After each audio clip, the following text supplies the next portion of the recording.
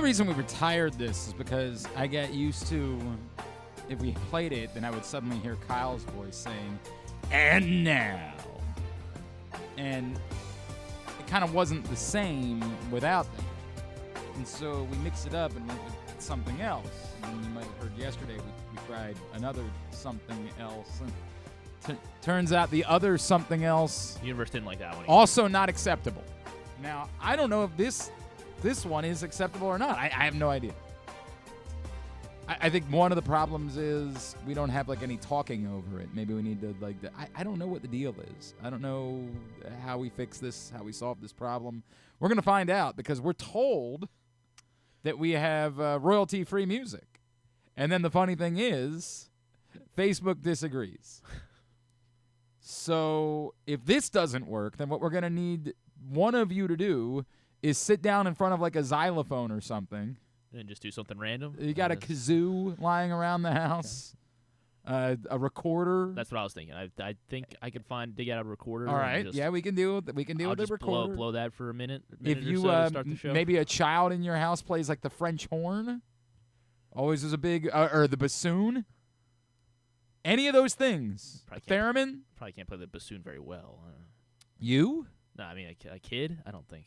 I think It you takes never know. Bassoon takes a lot of. What kind of talent these kids have these days? Not my kids, but other lot of people's work. kids. I think are talented.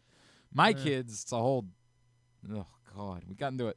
All right, hang on. It's Glenn Clark Radio. The point of this. Not many young good bassoonists. Point of this is that we need a tune, a jingle, something, a combination of musical notes of any sort. Anything that would work to welcome people to the show and buy me the time necessary in order to send out a tweet welcoming everyone to the show. And you might say to yourself, Glenn, why couldn't you send that out before the show begins? Aha! The reason is because we need the YouTube link to go live to then put in that tweet to send out to everyone. Now, perhaps you're saying, maybe just silence. That would be an option.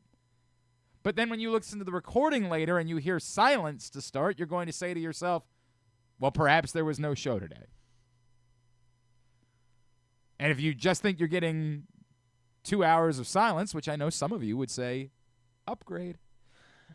If that's what you think you're getting, you might bail within the first little bit. So we would rather not have it be silence. I can get some maracas or something, and if you're looking, or you know a kid that's looking for an internship, maybe the internship will be that we have them come in here and shake the maracas until the show begins. But we could use a tune. That's the moral of the story. And so we're going back to the old one, because I don't remember the old one getting dinged on Facebook. But Facebook may have upped their game since we stopped using the old one. Apparently. So if that's the case, and this one gets dinged as well, then it's on you. Andrew Stecca maybe sing something for us. I don't know. I used to use, years ago, we used an OAR song called This Town. There was a guitar riff and and everybody loved it. It was everybody's favorite to the point where they would get messages all the time. They would hit me up like, dude, you have no idea how many people like tell us that like they heard us or they met. And I was like, it was one of the most gratifying things ever in my career because I was buddies with OAR and I really liked OAR and the whole thing. But I remember when we started doing this, I had the idea of saying, I know I have permission. Right. I know I do. But that won't work because I can't tell Facebook. There's no guy to call. I can't pick up the phone today and be like, hey, Steve Facebook? Hi. Is that his name? Yeah, I don't know. Oh, okay. It's probably Zuck. Like, hey, Stevie FB? Maybe they just trade properties. I don't know. Here's the thing. We're good. Close personal friends with the artist. They're happy to let us use the song. Doesn't work. Doesn't work. If it's copyrighted and they can hear the copyright, apparently it's no longer relevant. So I need you make a beat.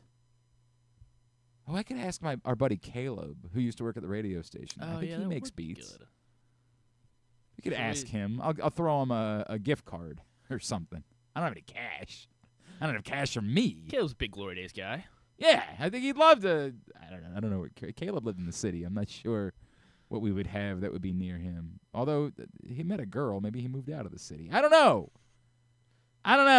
But we need something. We need a jingle of sorts. That's what I've got for you. Hi, it's Glenn Clark Radio. I'm Glenn. He's Griffin. It's a Friday edition of the program. Coming up later on this morning, emotional day ahead tomorrow in College Park.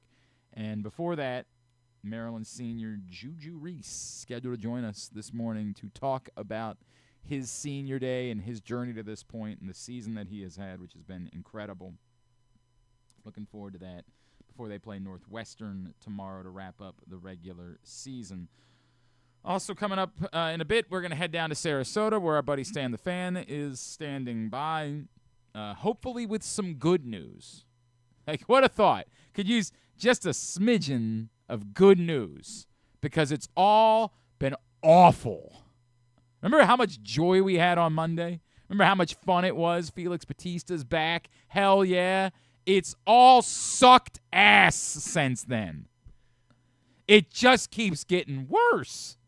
Remember yesterday we were like, there's no physical problem with Grayson Rodriguez. He says he's fine. He literally said the words. He didn't have a physical or mechanical problem. And then a day later we found out, no, he actually has a physical problem.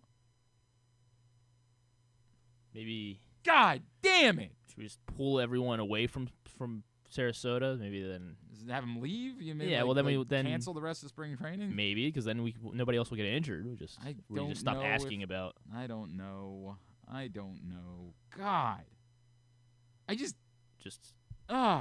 So kind of out of sight, out of mind, and just stop. We're hoping stop maybe even Stan can to tell them. us about the hot dogs or something that would seem imagine pleasant in comparison to all of the news that we have had. Yes, if you missed it yesterday, again, we talked about it.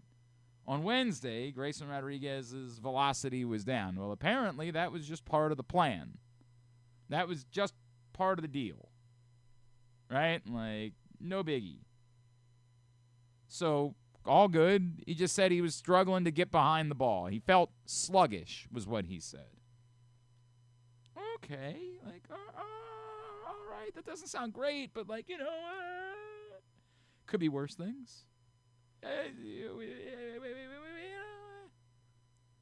And then all of a sudden yesterday, it's tricep soreness.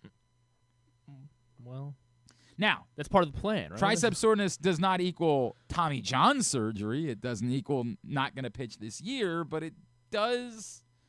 Somebody pointed out, and I'm trying to remember who it was. One of the beat writers pointed out somebody dealt with tricep soreness last year, and it was 6 weeks. Well, better than. Yeah, it would be 6 better months. now than I agree with that. It would be better now than 6 weeks in July if that were to be the case. All of the above. And we don't know that it's going to be 6 weeks for Grayson Rodriguez. We have no idea. Just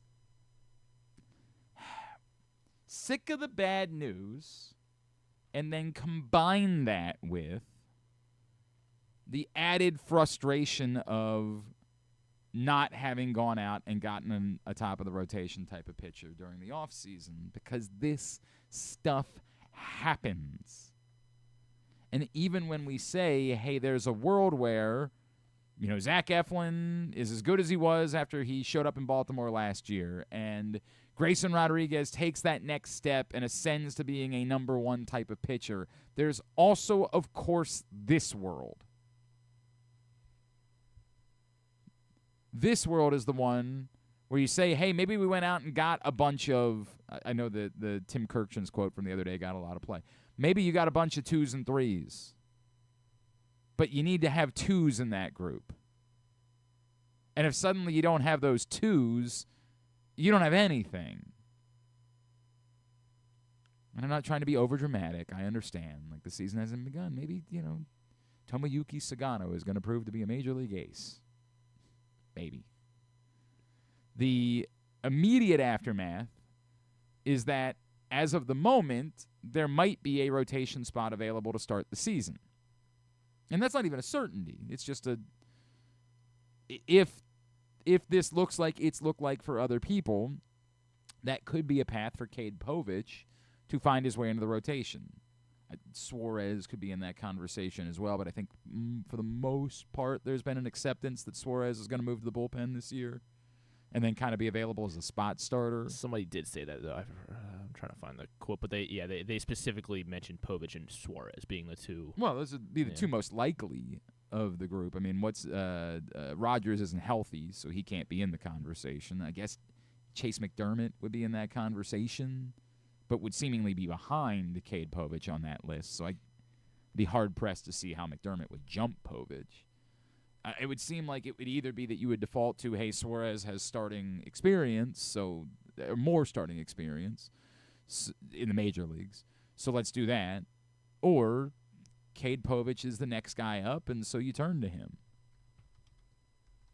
But there's no way around it. Like, you can't – we can't pretend like everything's just fine.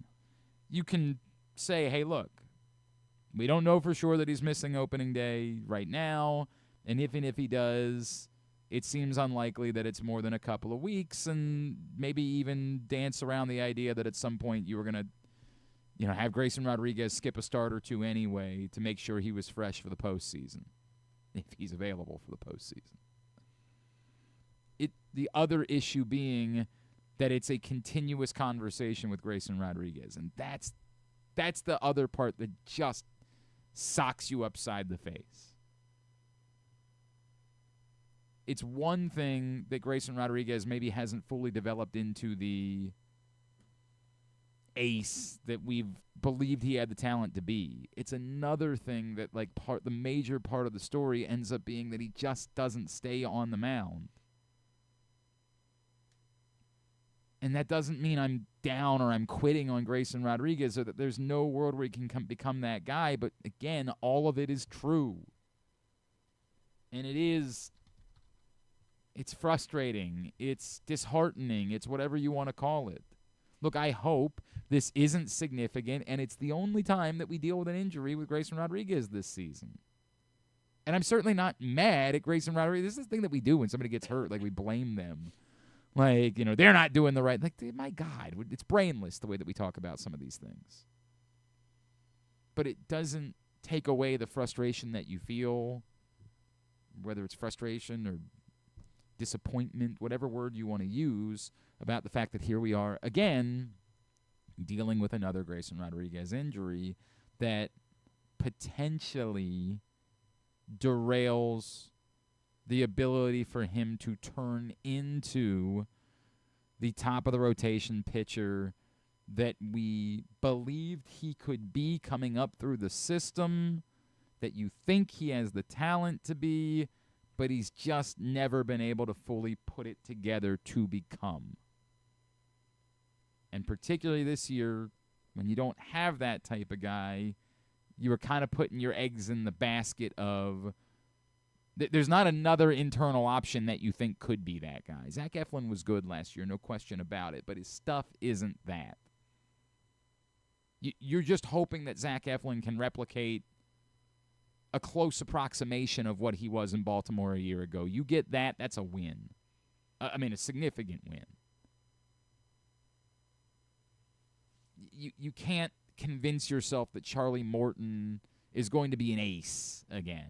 You can convince yourself that the high level, he's a bit better than he was a year ago, and you still can be happy to have Charlie Morton there to give you innings and all that, but you can't convince yourself he's an ace. Sagano certainly does not have the stuff that you can buy it. Your next best hope of this is that Cade Povich takes that is the guy that makes some insane jump towards being Max Fried. That's where you are, and that's wildly unrealistic. So it's back to how much you won for Michael King again. Let's talk about it. You didn't mention Dean Kramer could be him this year. That this is jumps the year. This is the year. I think it was him, by the way, that did have the right or the tricep. Exactly the tricep. So he missed about exactly 6 weeks. He missed all of June, the final week of May. Does not mean that it's Bible that's what somebody's going to miss. And the severity of it, we have no idea, no clue. It might very well be that Grayson Rodriguez is ready to go for opening day or shortly thereafter. Maybe it's what works out to allow Grayson Rodriguez to start the home opener instead of the first game in Toronto. I don't know. I don't it sounds like I'm overreacting. It does. And that's part because this is what we have, right? Like, we don't have games to talk about. We don't have results to discuss. But, as I said, all of the frustration of the offseason had prevented me from feeling a ton of excitement. And then Monday came along, and I was like, all right, flip the switch. Let's go. I'm on board. Only for everything since Monday to just be someone kicking me. But Felix is okay. Yeah, he's fine. He got that going. Maybe he's the ace. He's the ace. It's a hell of an idea, man. He just goes 9 innings every night. Every 9 innings? I think it's possible. Right.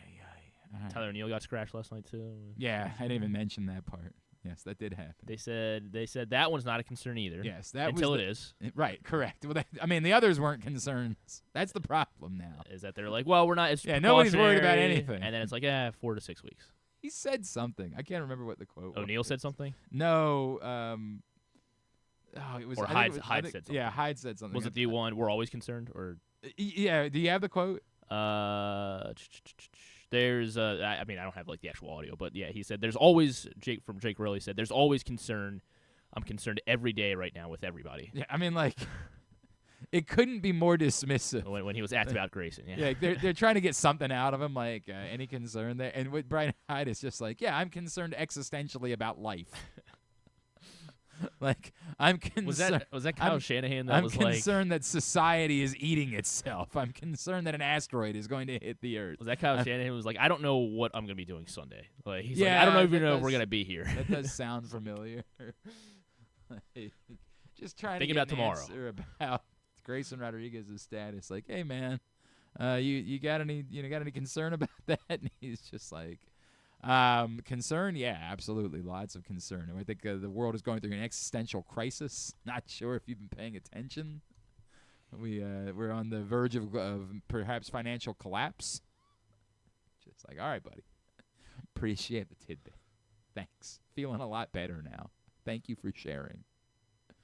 Hopefully Stan will have some good news for us. I'm not counting on it, but hopefully Stan will have some sort of good news. We check in with him as he is down in Sarasota, and Luke Jackson will be joining him down there. They hopped on Facebook Live earlier this week. If you missed it, facebook.com/PressBoxSports. Click on the videos tab. Go to youtube.com/PressBoxOnline or PressBoxOnline.com/video. Stan Shows is always brought to you by the Costas Inn. I was about to tell you. The report was Kyle Shanahan won't guarantee we'll live to Sunday. I mean, I don't know how you could. Yeah, I mean, it's like good. He's got a point. Guarantee how? Because if we don't, like, how would he pay that off? It's always what I say. People use the word like, Joe Namath famously, the Jets are going to win. I guarantee it. Okay, well, what does that mean? You guarantee it? Like, in order for it to be a guarantee, there has to be an other side to it. So if they don't, then what? Or else you're just, we're talking about the guarantee fairy from Tommy Boy at that point, right? Like, your daughter's missing. It's the whole thing. There's got to be another. When you say those words, they have to mean something. I brought up Kyle earlier. He always wanted to say nonsense things. The Browns are going to win 6 games this year. Or what? You're just saying a combination of words. I get it. You've tuned into enough of these stupid talking head shows over the years that, like, you're convinced that you can just say a combination of words. For what it's worth, by the way, I'm going to have to change my tune on the Lakers. I remember when they acquired Luka Doncic. I was like, they're not winning the title. They could. They might. I still. Glenn Clark admitting he was wrong? The Thunder are definitely still. Well, the Thunder are definitely still better than them, but 1,000% they could win the title, which is just gutting news. Gutting news. Awful for everyone else. Thank God we have the NFL where it's always the Chiefs, but it's just like a reminder that there is a league that exists where it won't just be the teams in the biggest markets. Well, this is good because I've never thrown myself behind Oklahoma City more in my life. LeBron. Dear Oklahoma City. Cleveland? Need you to come. I mean, yeah, I just don't believe that Cleveland's as good as Oklahoma City. Best team in the league. I understand that. I just don't believe they're as good as Oklahoma City. I think Oklahoma City is a better team than Cleveland is. Let's see. And I also still think that Boston's the favorite in the East. I think so, too. Yeah. Well, the Wizards are coming. Probably not, but they did win a game, so they've got that going for them. They're refusing to go down easy. Okay. I'm I'm not sure. What does that mean? Not good for our Cooper Flag stakes. Well, right, but as I told you before, even if the Wizards get Cooper Flag, he's going to stink if that's the case. I'm just so sorry. Well, If it's okay because LeBron's going to if win. the Charlotte Hornets get him, LeBron's going to win with the Lakers this year, so Yeah. that means he's finally going to be next year. He'll be able to enter into his Wizards post-mortem, interesting. What a thought. like final days in Washington. So it'll be exciting for a year. Or mediocrity. I was doing the runoff. I was talking about how some kids might have talent. My kids, I've got other problems in my house. There was an ugly scene in the Clark household last night. All right. It was tough. Dad had to step in because apparently for his we finally did my son's birthday party this past Sunday. Oh, there was some controversy. Gosh. There was some controversy at the birthday party. I don't know if you can share the okay. video. Hang on a second. I was gonna say why, because it was like it was a late birthday party, or no, we need something else. We need some VAR here for the birthday party. Have to review the footage. Oh yeah, we do. Well, it's good. Well, it's good. Aren't you glad we live in the big year 2025, so everything can be on camera and we can. What's your email? Review everything. What it would be my name at live.com. Well, then you just told everybody in the world. Now they're going to send you dick pics. Don't use my email for stuff, people. Silly I'd of you. if you. Why would you do that? If I could start getting a lot of spam now. Let's see if I can find this video. I don't know if this can be shared. I'm emailing you the video. We did the birthday party for my son at Wonderfly. Don't know. Wonderfly is, I don't know how to describe it. It's like it's kind of just like an event space. Like you would say that. I'm sure a lot of them are in warehouses. This one isn't really in a warehouse. What did you send this to me? It went straight to my junk, and it came from. I texted it from my text. Oh, you texted it from your from my text to your email because it was like yeah, whatever. Read off your phone number. Yeah, go right ahead. Yeah, share it with the world. Get all the dick pics. It's gonna be a great week. So, there's a bunch of different stuff. They set up a giant room with cornhole boards and Basketball Connect 4 and Jenga and video games, and it's just a smorgasbord of things that kids would be into. But then they have a little bit of space, like a turf space, where they do dodgeball and they do the big rubber hamster balls. And they do races with the hamster balls, and they do hamster ball soccer, and they do the whole thing. And the kids are super into it. So there was controversy with the last race of the day. The last hamster ball, this is the big one, the one where you're rolling in it like the old American Gladiator style. Controversy with the last race of the day. So all I want you to do is watch the video and tell me who hit the wall first. All right, it's a little grainy, but I think we'll be able to tell what's hamster ball going on. closest to us or the hamster ball furthest away from us? Who hit the wall? Who was the victor in this race? Because there was a lot of controversy about this particular topic. Do you have the video? Yes. All right. You ready? God, by all means. I can't see. We got our red racing on your feet. Nice clean audio, too.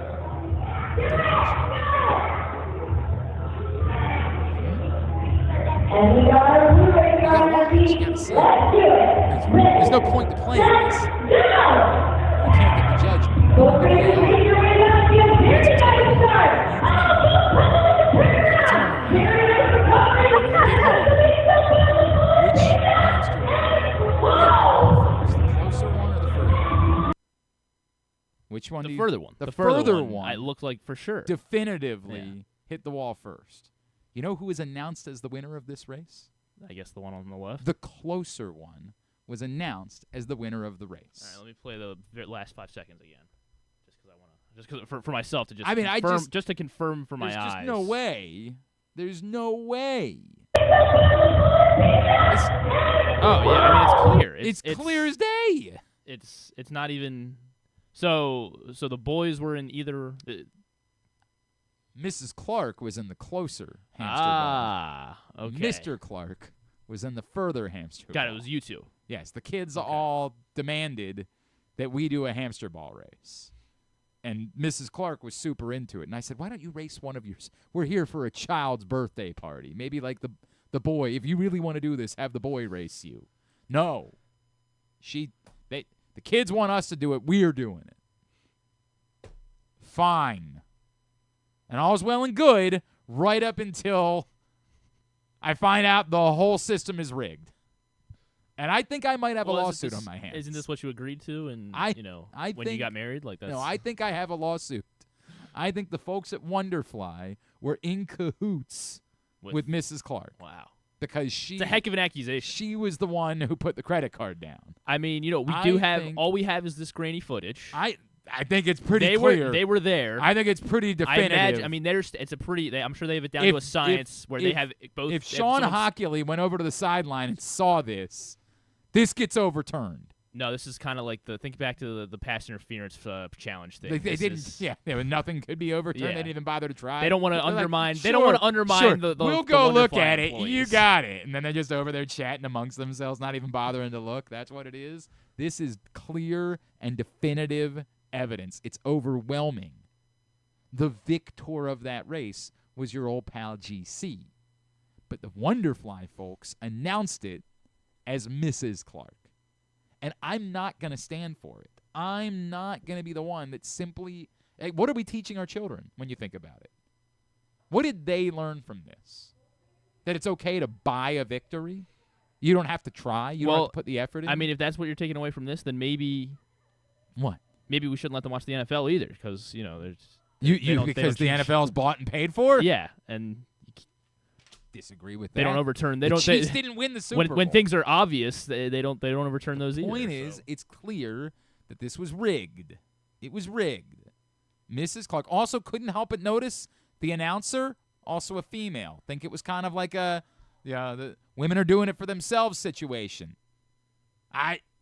Support women. All right, here I'm trying to go frame by frame. Yeah, you go frame by frame, and you see. You're in the far one. I'm in the far one. That's why I did not present. You know what? I can see. No. All of a sudden, one. when I don't present to you who's in which hamster wheel, I understand why it's so hard in the NFL. You're like, oh, it's obvious who won the race. Then suddenly I tell you who's in the hamster wheel, and you're not so sure. I think it's because weird how that works. You hit the wall so forcefully, so we do see it's a much bigger. Yeah, I was coming in boom. hot. It took me a second to adjust to how to work the hamster wheel, but once I figured it out, old boy was going. All right, here we go. Okay, going. So you hit. Yeah, I mean, it's a butt It's kick. tough to overturn. It's not tough to overturn. It's a little tough to You overturn. saw it immediately. You knew immediately All right, who had won the race. Full speed one more time. You knew. It was obvious. Now, we don't have it straight down the line angle. That's part of the problem. I blame the photographer. It's kind of like why we don't have goal line pylon cams. Yeah, like what are we doing here? Get right down the line so we can have the photo finish. But still, it couldn't be more clear who the winner of this race is. At full speed, at normal speed, it looks like the far one does win. It's obvious the far one won. But that's why it's interesting, because when I slow it down, it does start to look your mind starts playing tricks on you because you heard who was in which hamster No, but wheel. again, they're the ones standing right there at the wall. I do feel like we have to default to their ruling. It was obvious who the victor was. Just hope that when this gets to the courtroom, there's no slow motion. And if Mike Pence be has the courage to do what's right. Mike Pence, that's what we're going to get this fixed. We're going to get this fixed. So we finally throw the birthday party on Saturday. That's right. Finally throw the birthday party. And wait, so this wasn't even like the thing, or this? No, this wasn't even. I was reminded that I had this footage, and I needed confirmation, and you provided it. So we finally have the birthday party, and amidst the birthday party, one of the other boys gives my son a nice gift that my son enjoyed a great deal. That gift is a bottle of Yum Yum sauce. Oh, nice. That's a great gift. For anybody that's ever been to the old Japanese steakhouse, ain't nothing but... I love it when they're like, we're going to give you one of the things full of Yum Yum sauce, and then we'll give you whatever that ginger crap is in the other one, and no human being wants that. Everybody's not the like, worst thing ever. It's not the worst thing ever, but it ain't Yum Yum sauce, dog. Go ahead and put another thing of Yum Yum sauce out there. So he brings the boy a bottle of Yum Yum sauce. So the boy's very excited. It's, quote, very special to him. That's what he said. Unquote. You sleep with it? Actual quote. And it was from his one of his best friends. He's got like a couple of best friends. Is it so special that he's not going to use it now? It's just going No, to sit no, there. no. But okay. a different problem. Okay. So last night, Mrs. Clark made you wouldn't fully call it a stir fry because it was slow cooked. But it was rice and broccoli and chicken. It approximated a stir fry. And when the boy saw what was for dinner, he said, I'm gonna want my yum yum sauce for this. And I said, yeah, this is the type of meal that would go well with yum yum sauce. You're on to something here. He doesn't want to share? Is that one? The younger son Oh. no. They didn't ask yet. The younger son hadn't said anything. The older son says, you can't have any. Oh, he goes out of his way to make sure. It's my yum yum sauce. And I said, yes, and you live in my house. And I share my Netflix with you. And I'd have the whole conversation with him. I'm like, if you want to stop sharing things in this house, by all means.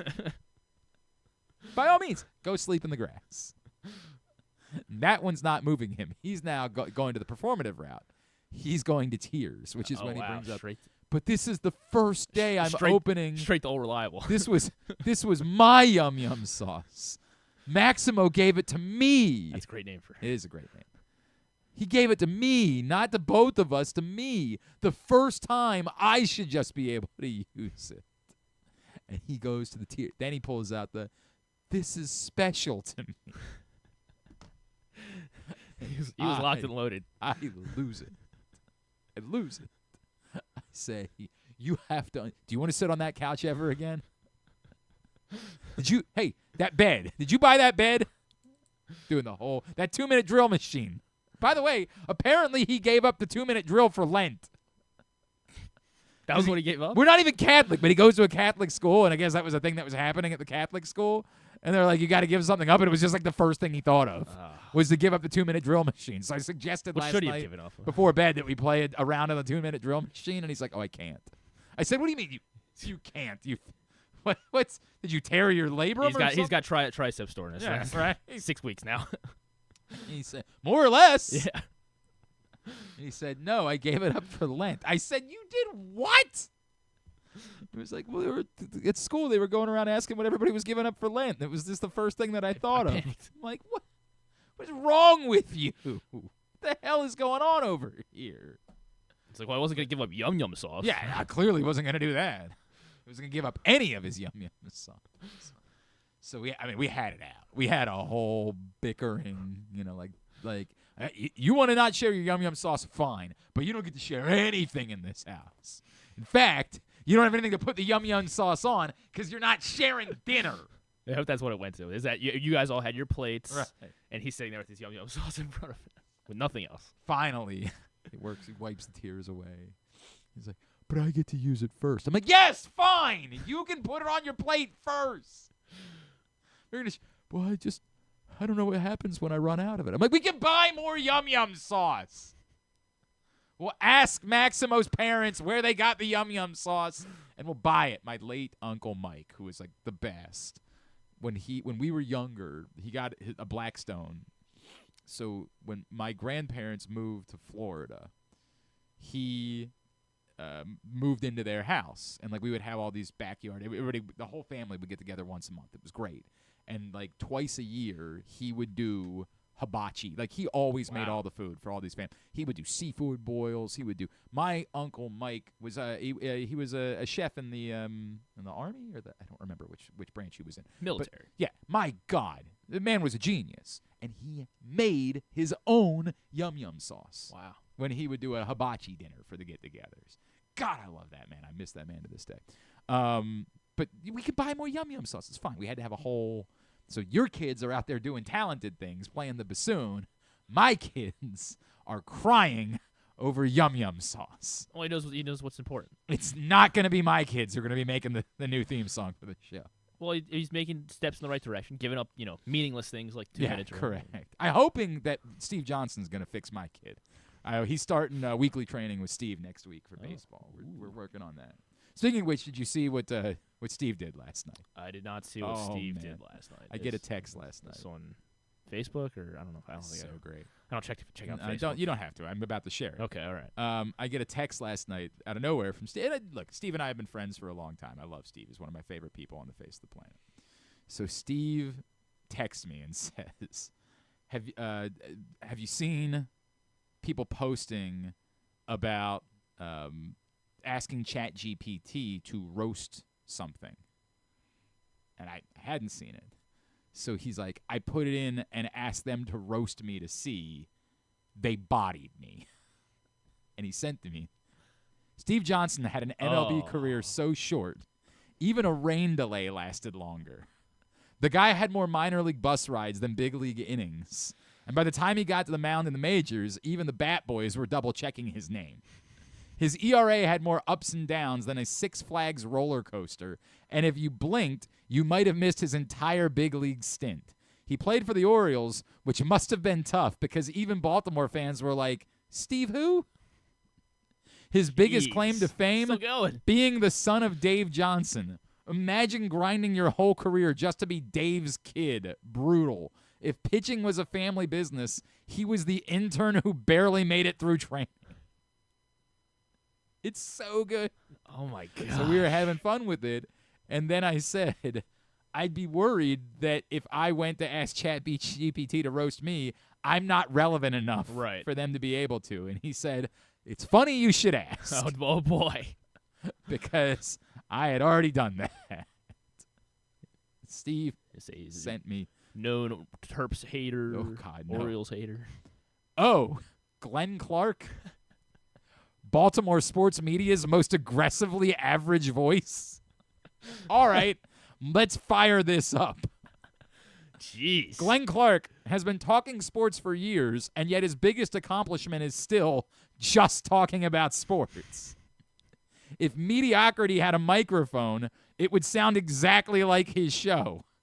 He's been in Baltimore media forever, but the only thing he's built is a solid reputation as that guy who's always kind of there. His hot other stuff. This is the crazy part. Steve's, who again played in Major League Baseball. Right. Steve's is that length. Okay, like right? 3 paragraphs. 3 paragraphs. Yeah. Mine. Oh boy. That's not even all of it. It keeps going. Oh my gosh. His hot takes are so lukewarm. I think it hears you talking about you don't like AI. Maybe. His hot takes are so lukewarm, you could serve them to toddlers. The dude tries so hard to be a voice of the people, but ends up sounding like a guy who just learned about football yesterday and wants you to know he studied the rule book. And let's be honest, if Glenn Clark wasn't talking about Baltimore sports, where would he be?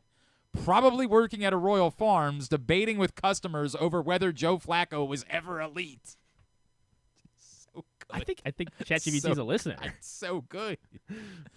He's the guy who tweets way too confidently about Lamar Jackson's mechanics, yet would throw out his shoulder trying to toss a Nerf football 20 yards. He clings to relevance like a washed-up high school athlete still talking about that one game from senior year. Glenn Clark is what happens when you let the guy who never got picked in backyard football build a career out of analyzing the kids who did. Wow. God damn. Jeez. So okay, good. Okay, chat. It's so good. I want to change the bio on our website. I know, yeah, that's what it should be. To replace it with that. About Glenn Clark. We might have Glenn Clark. We might have Siri read some of those as rejoiners coming back to the I show think that's great. Yeah, we're going to have to do that. That might be the plan because we've been using the same ones from Drew for like a year at this point. I think it's time to freshen those up. God damn. That was so good. I was dying. It's my favorite thing ever. So then we were testing it on some other theories. Steve and I were having fun. He was actually mad because then he put his dad in, and he was catching strays on his dad. Oh, really? Gave after Steve. Yeah. They put in Dave. Don't even get me started on Dave's kid. Yeah, right. God, what was the line? Hang on, the line was... This was so great. It made my night. Like, I was just sitting at home doing some work, prepping for games this weekend, and all of a sudden, this changed the course of my night. What did it say? It said, The biggest reason anyone in Baltimore remembers his name, this is Dave Johnson. The biggest reason anyone in Baltimore remembers his name because his son was also a fringe MLB player. Imagine having a career so unremarkable that your legacy boils down to the guy who fathered another forgettable player. Out here catching strays. Johnson family. Out here catching strays. God, it was so. I wonder what Steve expected going into that. He was like, "Well, yeah, I mean, I might as well ask it." I roast Steve Johnson. Oh my God, it was so good, and I'm so glad that he sent it to me. Like, it makes me so happy that he sent it to me because it just brought me so much joy. We did Rita. We did so many. We were just having fun, man. Oh, it was a great night. All right, I don't know what we did in this first segment. I lost my mind about Orioles injuries that probably aren't that big of a deal, and then we established that you did in fact lose. I got robbed. No, I got robbed. Well, I got robbed. I mean, it's like boxing. What are you gonna do about it now? That's a great point. We just have to accept that it's rigged, and you know what I'm gonna do is I'm gonna stop watching. I refuse to watch a single other hamster wheel race at Wonderfly ever again. Until my younger son has to have his birthday party there as well, and then I'm effed. Of course. And then I'm screwed. All right, when we come back in, Stan the Fan is down in Sarasota. We will hopefully tell me something good. Burner. Tell me. Anything positive at all. It might be, maybe if Gunnar Henderson doesn't make the opening day roster, there's a spot available for Stan, maybe. Levon Soto. Oh, yeah, Levon Soto. Is what everybody's talking. More sense. Why would that be the better option than putting Kobe Mayo on the What am I missing there? Because you need a shortstop. Because Mateo's not. Mateo's probably not going to be ready for it. So you got Westberg. So yes, you'd be Holiday. down. You would have. I mean, those two could certainly play shortstop, but presumably you're committing to. Then one of them's not playing second or third. And you just want them to play those positions. So that's probably the reason why Levon Soto could make the opening day roster. But it would just feel like maybe if you're this committed to Kobe Mayo, experimenting with Kobe Mayo as a third baseman, then maybe you give him a shot to play third base. Maybe. But what do I know? We'll talk about that with Stan when we come back in on a weird Friday edition of Glenn Clark Radio. COVID-19 and flu viruses are circulating in Maryland. But don't worry. Protection is within arm's reach. Protect your health with this year's COVID-19 and flu shots. It's safe and convenient to get them both at the same time. Flex your protection. For more information, visit health.maryland.gov/vaccines. This message paid for by the Maryland Department of Health. Whether your focus is luxury and comfort, convenience and technologically advanced connectivity, or sporty performance and aggressive styling, we've got the perfect Highlander for you. Check out buyatoyota.com for deals on new Highlanders from your local Toyota dealer today. March is a slam dunk at Live Casino. Catch all the basketball action and more at Sports and Social. Enter our $80,000 Dolce & Gabbana giveaway on March 28th. And catch the Baltimore baseball jersey giveaway March 31st. Take your shot at Live Casino and Hotel Maryland. At Arundel Mills, must be 21. Please play responsibly. For help, visit mdgamblinghelp.org or call 1-800-GAMBLER. Gambling can be a fun and entertaining experience, but there are risks involved. If you're planning on betting on the game at the casino or on your phone or computer, know your limit, stay within it. Set a budget and a time to stop. Remember, gambling isn't a financial solution, and it doesn't mix well with alcohol or drugs. Know the risks and have a plan before you begin gambling. For free and confidential services, call 1-800-GAMBLER 24/7 or go to helpmygamblingproblem.org. The latest edition of Press Box is available now. On the cover, Glenn Clark and I sit down for a Q&A with Orioles owner David Rubenstein, discussing what he learned from his first year as owner, his goals both on and off the field, and his involvement in baseball decisions. Also inside, Brooks DeBose profiles new Oriole Tyler O'Neill, and we meet college lacrosse players from around the state. Press Box is available for free at over 500 locations throughout the region, including 60 Royal Farms stores, or you can read the entire issue online at PressBoxOnline.com, where you can also find great betting advice and the best daily coverage of the O's, Ravens, and Terps. Contrary to what some people believe, I actually like this guy when he sleeps. Glenn Clark, talking sports. All right, back in here on GCR. God, I guess I was on the cutting edge, or Steve was on the cutting edge of this thing. most everybody's like, hey, dude, how does that work? I've never done it before. I thought I was on the back end of this. Steve started this trend. What's that? Steve starting this trend. Is what you're saying. I guess, or I think one of his buddies did. He was like, you should see. So after we were having, he's like, I just sent that to the group chat, and I was like, what, mine? Like, what is your group chat take joy in roast? That's a weird. He was like, no, mine. Like, oh, okay, that makes, I guess, a bit more sense than if you had sent mine to them. That would be weird. That would be very, very weird. All right, what are we doing here? It's a Friday edition of Glenn Clark Radio. That's what we're doing. And we are less than a week away from championship weekend down in College Park for the state high school basketball playoffs. So you can go right now to countysports.zone. That's countysports.zone. Find the updated brackets, schedules, scores, as we whittle things down to the semifinals. They've got all of it for you, countysports.zone, which is proudly sponsored by your local Toyota dealer and buyatoyota.com.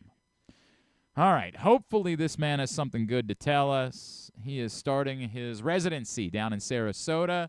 Baseball games by day, and then at night he's singing at the Sarasota Event Center, I believe performing all of Sinatra's biggest hits. He is our friend, Stan the Fan Charles, the Chief Grand Poobah here at Press Box, and he is back with us this morning here on GCR. Stan, what's going on, buddy? How's Sarasota? Great. Just want to correct you. I'm doing this trip. I'm doing Perry Como. Oh, hell yeah. I thought, now, wait a second. I saw you when you played Reno, and that was Bing Crosby that you were doing back then, correct? Yeah. That was a period that I was going through. I was very troubled. I was very troubled during that period. Oh, man. How are the hot dogs?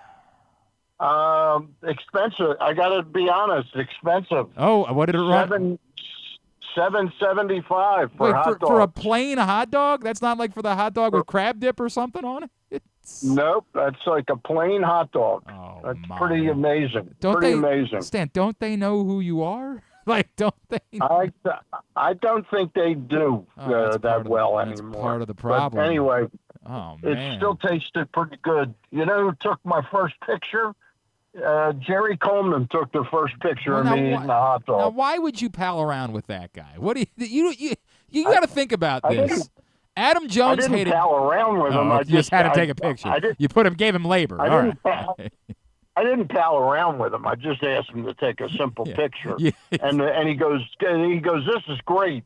And I look at it, and he's taking it head on, and I'm stuffing something in my face. You couldn't tell it was a hot dog. Well, that's what you get for trying to hire that man. That's what you get. Yeah. You should have known better. Yeah. Adam Jones hated being around him so much he decided to go back to working in baseball. Yeah, I know exactly. That's the I photobombed the back of Tom Verducci, though. Tom Verducci was sitting behind me, so that was special. Did we get to see? Special. Were you on TV? Should we have tuned into MLB Network last night? No, I don't think it made it to MLB Network. No, I don't think. Stan, I need you. Maybe Fox. Okay, maybe Fox. Maybe it snuck over there. I need you to tell me some good news because we haven't talked since last Friday. I think I've told you I have struggled with making the shift from the whatever you want to use, disappointment, frustration, the strangeness of the offseason to the excitement for, hey, but this is still a good team and baseball's coming soon. But Monday proved to be the day for me, right? Like I was caught up in that. It was with Grayson? No, with Felix on Monday. Monday was the day. Felix. Oh, yeah. God, that was well. I wasn't down here yet for that, but that was the highlight. It was incredible. That was the highlight of the spring so far. Unquestionable. It was a great day. It reminded you that this is what, in part how this team is going to be better than a year ago, like all of those things. And I was fired up. And then literally all of the news since Monday has been bad. It's just been awful, kick in the teeth news. Yeah, it just feels right now, and that can change in 2 or 3 days, but it feels like with O'Neal being pulled last night and the news about Grayson with the tricep, strain. Yeah. that it's just it feels like it's a cascade right now. Yep. Of sort of bad news right now. It really does. Let's cover a couple of these. It started with, there was no concern about Gunnar Henderson, and then we got to learn where our intercostal muscles were, which was good. That way I appreciated the anatomy lesson. If Gunnar's not available, the consensus seemed to be from the beat writers that like Livan Soto would be the guy that would make the opening day roster, and I get it, like you'd want him to play short. But my question, Stan, would be, if you're so committed to this experiment with Coby Mayo at third base that most of us seem to think is kind of wasted because none of us really believe that Coby Mayo is the third baseman, if Gunnar's not available, why wouldn't you have maybe Jordan Westberg or Jackson Holliday play short for a little bit and try to see if Coby Mayo can play third base at the major league level? Yeah, I think they're being a little bit untruthful or deceitful in putting out the notion that they still view Mayo as partly a third baseman. I don't think they're at all comfortable with him at third, and I think his future is clearly at first base. And I look for Soto to perhaps make the team. But one of the players I'm looking at, and it wouldn't answer the shortstop question, is this Vimel Machine. Mm-hmm. He is. I mean, I saw him bat twice last night, and he nearly hit a home run. He was robbed from a home run, and then he got a base hit. But he's done nothing but hit since he's been down here this spring. So I think he's a guy to keep an eye on. I don't think he answers the shortstop question, and I know the club isn't anxious to suddenly just go, Jackson, we're sorry, just go over to shortstop. But we'll see what happens. It's a work in progress right now. And again, we're not expecting that even if he doesn't make opening day that it's long-term for Gunnar Henderson, so that might be the best reason why the answer would be Livan Soto, because it's just a placeholder thing, right? Like you don't... Yeah, that's what it looks like right now. And there's still 3 long weeks before opening day. So I'm still hopeful. We'll know a lot more, I'd say, in the next 4 or 5 days.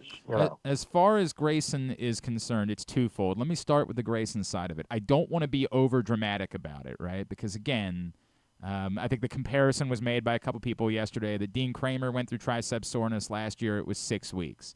If Grayson Rodriguez misses 6 weeks, it's not the end of the world. Like that has him back in the middle of April, right? Like that's all. It's all well and good, but it just feels like it's another drag for the constant injury questions that have been dealt with by Grayson Rodriguez, and this hope that we've had for years that he could ascend to becoming a major league ace seems to be being derailed as much by injury as by anything else. I would agree with you. Luke and I were texting each other, and Luke will be down. By the way, want to thank the very fine sponsors. Yep. Live Casino Hotel, 1-800-GAMBLER, and of course the Costas Inn for helping us support this trip down here. And I believe I also need to add Easy. I think they're coming on with this as well, Easy Pass. So I want to thank them as well. Great. Yes. I love Easy Pass. Who doesn't? Does that mean we get free tolls Stan, everywhere? please go ahead and continue talking about Grayson Rodriguez, if you will. Luke said it's sort of he said IAS. It's always something. Yeah. And that is until somebody pushes past that is what you're worried about, And I got to be honest, I didn't make a big deal of Tyler O'Neill when they signed him that was an issue. But, boy, it was a little frustrating last night to see his name in the lineup against Skenes, and then all of a sudden the game starts and he's not in the lineup. That's a big part of his story. And he has some side soreness. They didn't call it intercostal or oblique. And it was chilly last night. While it was 60 degrees at game time, it felt like 45. The winds were like about 18 miles an hour last night. So maybe it was more precautionary than anything else. Stan the Fan with us from Sarasota, and as he mentioned, they're going to be having coverage every day, PressBoxOnline.com, Facebook.com/PressBoxSports, brought to you by that fine group of folks, and appreciate them making this possible with Stan and Luke this week. Stan, so is it as simple to you as if Grayson is not available to start the season, then it's Cade Povic's spot in the rotation to lose at that point? Yeah, I would think that Povich, I'd say his next start becomes kind of pivotal. It probably would stretch him out to perhaps 4 innings if he's economical with his pitches.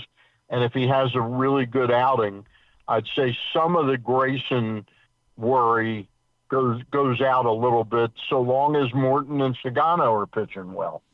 Yeah, I mean that's part of the issue, right? Like there's a lot of questions. Yeah. There's a lot of things that could go right, 100%. Like this could all go right, but you need to see it, and that's the sort of the place where we're at, is that we need to see it. Stan, the other news. The Yankees for their part, they've got the problem with Luis Gil and Giancarlo Stanton. So the Orioles aren't alone in this, but you'd really like to see at this point in spring training. You'd like to see some continuity beginning to develop, and it was great to get Jordan Westberg out there last night.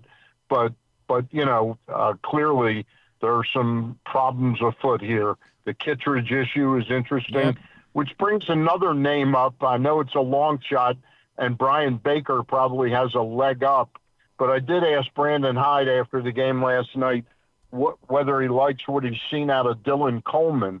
And Coleman, of course, his ERA is over 5, but that's down from about 9 after his first or second appearance. He says Coleman really has a big-time arm, but they've got to get him being able to throw strikes. So more than likely Coleman starts the season at Norfolk, but he's a guy with a big-time arm, Glenn. Stan, and I'm glad you brought up Kittredge, because I think most of us believe that they have enough back-end bullpen options. Like that's the one area where maybe you look and say you can survive when you lose one of them for a little while, because particularly if Felix Bautista is going to be ready to start the season. And I know that's not a guarantee yet, but if that were to be the case, that it's the one place where you see a fair amount of depth on this roster. I would concur heartily with that. My one thing about Kittredge that I liked, I'm a little nervous about Sir Anthony Dominguez and the home runs he gives up. Yep. His propensity to give up the long ball. So I'd really like to push him more into that guy that comes into the 5th and 6th inning rather than the 7th or 8th innings. So Kittredge was my guy. Kittredge and Soto were my guys behind Bautista.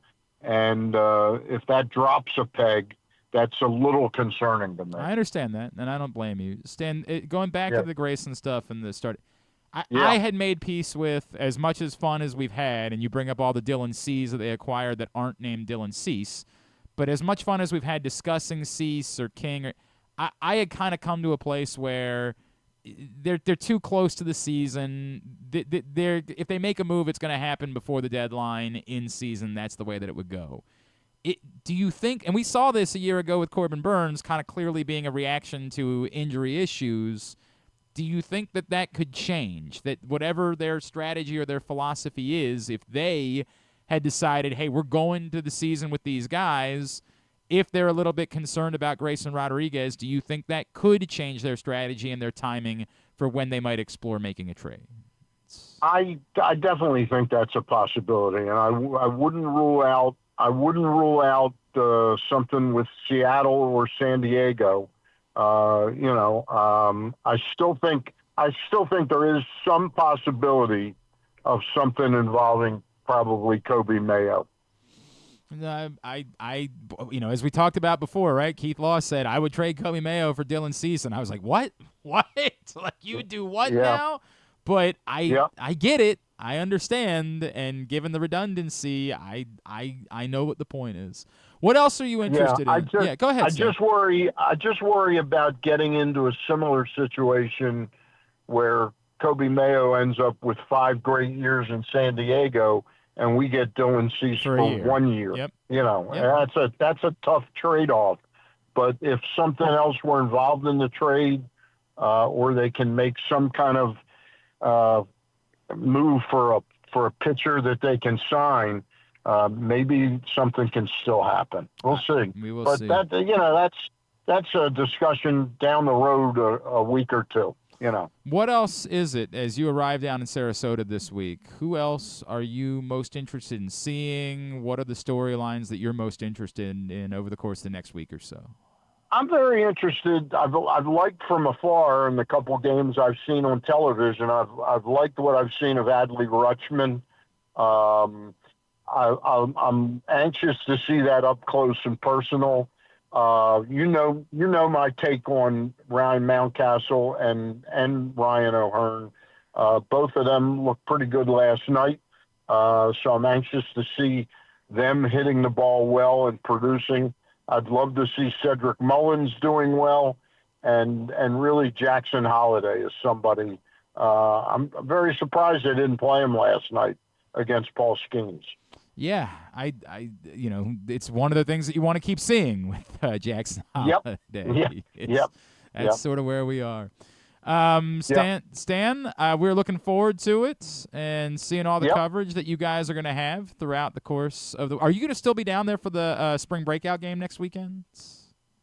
Which game is that? I think it's Saturday next weekend. For the I'll be here for Saturday's day game at Bradenton. Okay. My plane leaves at 9:00 on Saturday night. Yeah, it's a so 6 I won't be at the I won't be at the Oriole Yankee game. Okay. All right, but that will be coverage throughout the week. And make sure you are checking out PressBoxOnline.com every day. And Luke will be down there. We appreciate that. There'll be stuff up. Appreciate you having me on, and I know you're going to have me and Luke on next week. We will be checking in for sure. Thanks, buddy. Appreciate you. All right. Thank you very much, Glenn. Stan the Fan Charles, Chief Grand Poobah here at PressBox, checking in with us from down in Sarasota at spring training. And, as you could tell, we're kind of in agreement. I get why the default name that's being thrown out, if Gunnar isn't ready for opening day, is Livan Soto, because it's the cleanest. That's the guy that you can put on the roster. You can let him play for a little bit, and then when Gunnar's ready, you just say, hey, bud, thanks. We move on with our lives. And I don't think Stan's wrong with what he said. I think it's nonsense to continue to be doing this third base thing with Mayo. And maybe it's all about trying to drive the price of Kobe Mayo up. Well, you're not just acquiring a positionless player. We're telling you Kobe Mayo's a third baseman. But I do think that's disingenuous. I don't think that any talent evaluators really believe Kobe Mayo is a plus third baseman. I think there are some that would believe he would be capable of playing the position, but not in a way that playing the position makes any difference to you. Like, if you don't have anybody else, you could have Kobe Mayo play third base, but not where you need to protect third base for Kobe Mayo. But you are doing the experiment. Like, you're still forcing it. So if that's the case, if you're not trading Kobe Mayo before the season begins, I would personally rather see Kobe Mayo get a crack than watch Livan Soto do anything, with all due respect to Livan Soto. But I understand. It's much cleaner to do the Livan Soto thing. You don't have to move other guys. You don't have to. You can continue to say, hey, there's things we want to see from Kobe Mayo in the minors. You can go back down and do that. Like, I get it, even if I don't agree. I don't really think there's a debate to be had about Cade Povich. I think the only debate is if you're concerned about the timeline for Grayson Rodriguez. If you're confident that Grayson Rodriguez is back by the middle of April, then you don't change your plans. If your plans were we're gonna look at the guys that we have internally, and then we'll make a decision about trying to acquire someone come June or July. I don't think that you change that plan if you're confident Grayson Rodriguez is back. Now, the other question would be if he's going to be sidelined for 6 weeks. Well, add in the fact that he clearly wasn't ramped up. So if he's sidelined for 6 weeks without having a full spring training, then add the question, how long until he's ready to be Grayson Rodriguez? If the injury keeps him out for 6 weeks, I would presume that you got to tack on a little bit more time to that We're looking probably to ramp him up. To 8, Yeah. So the question now becomes, like, if you're looking at a point where you're not confident that Grayson Rodriguez is really a factor until May, mid-May, then does that change your thought process about your aggressiveness in pursuit of a trade? I think a lot of people would say, well, that should have been your thought process anyway. You should have been aggressively pursuing a trade before the season begins. Absolutely a point to be made. But we tried talking about it with everybody that we talked to. Could you win with bulk pitching? Yeah, but Grayson was a big part of that. Grayson needed to be a 2 to feel confidence in that. If you lose that, and now all of a sudden it's one guy that you're confident in Eflin, and a bunch of maybes, that might change how aggressive it is that you want to be. So we'll see. We'll see. Hour number 1 in the books today.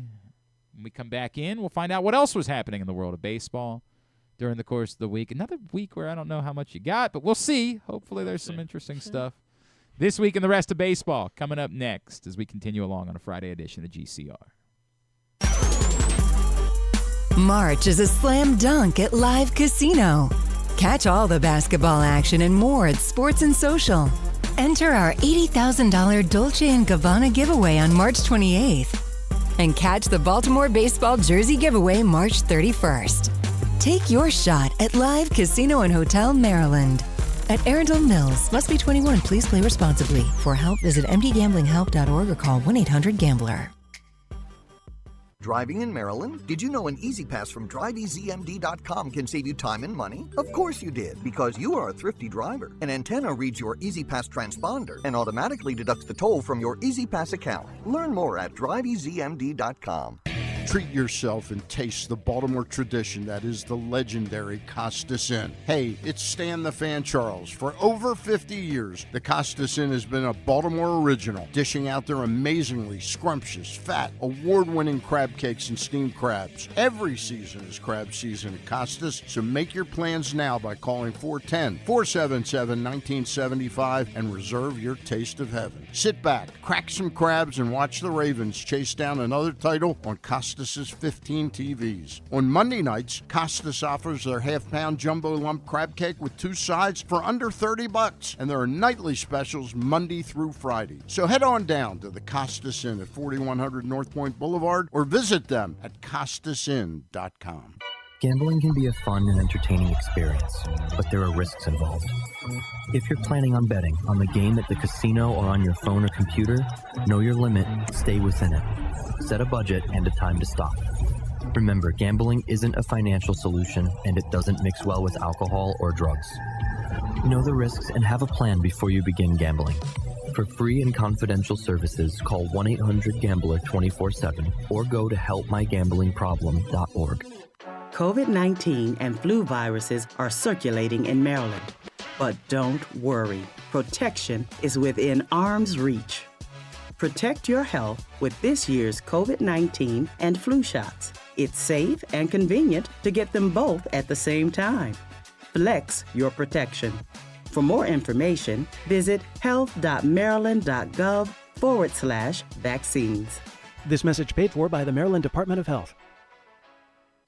Coming back in here with Glenn and the other guy, Garrett, whatever his name is. You know who they are. All right, back in here on GCR as we continue along. If you haven't picked up the print issue of Press Box yet, make sure you do that today. David Rubenstein on the cover. Stan and I sat down with the Orioles owner for a lengthy Q&A.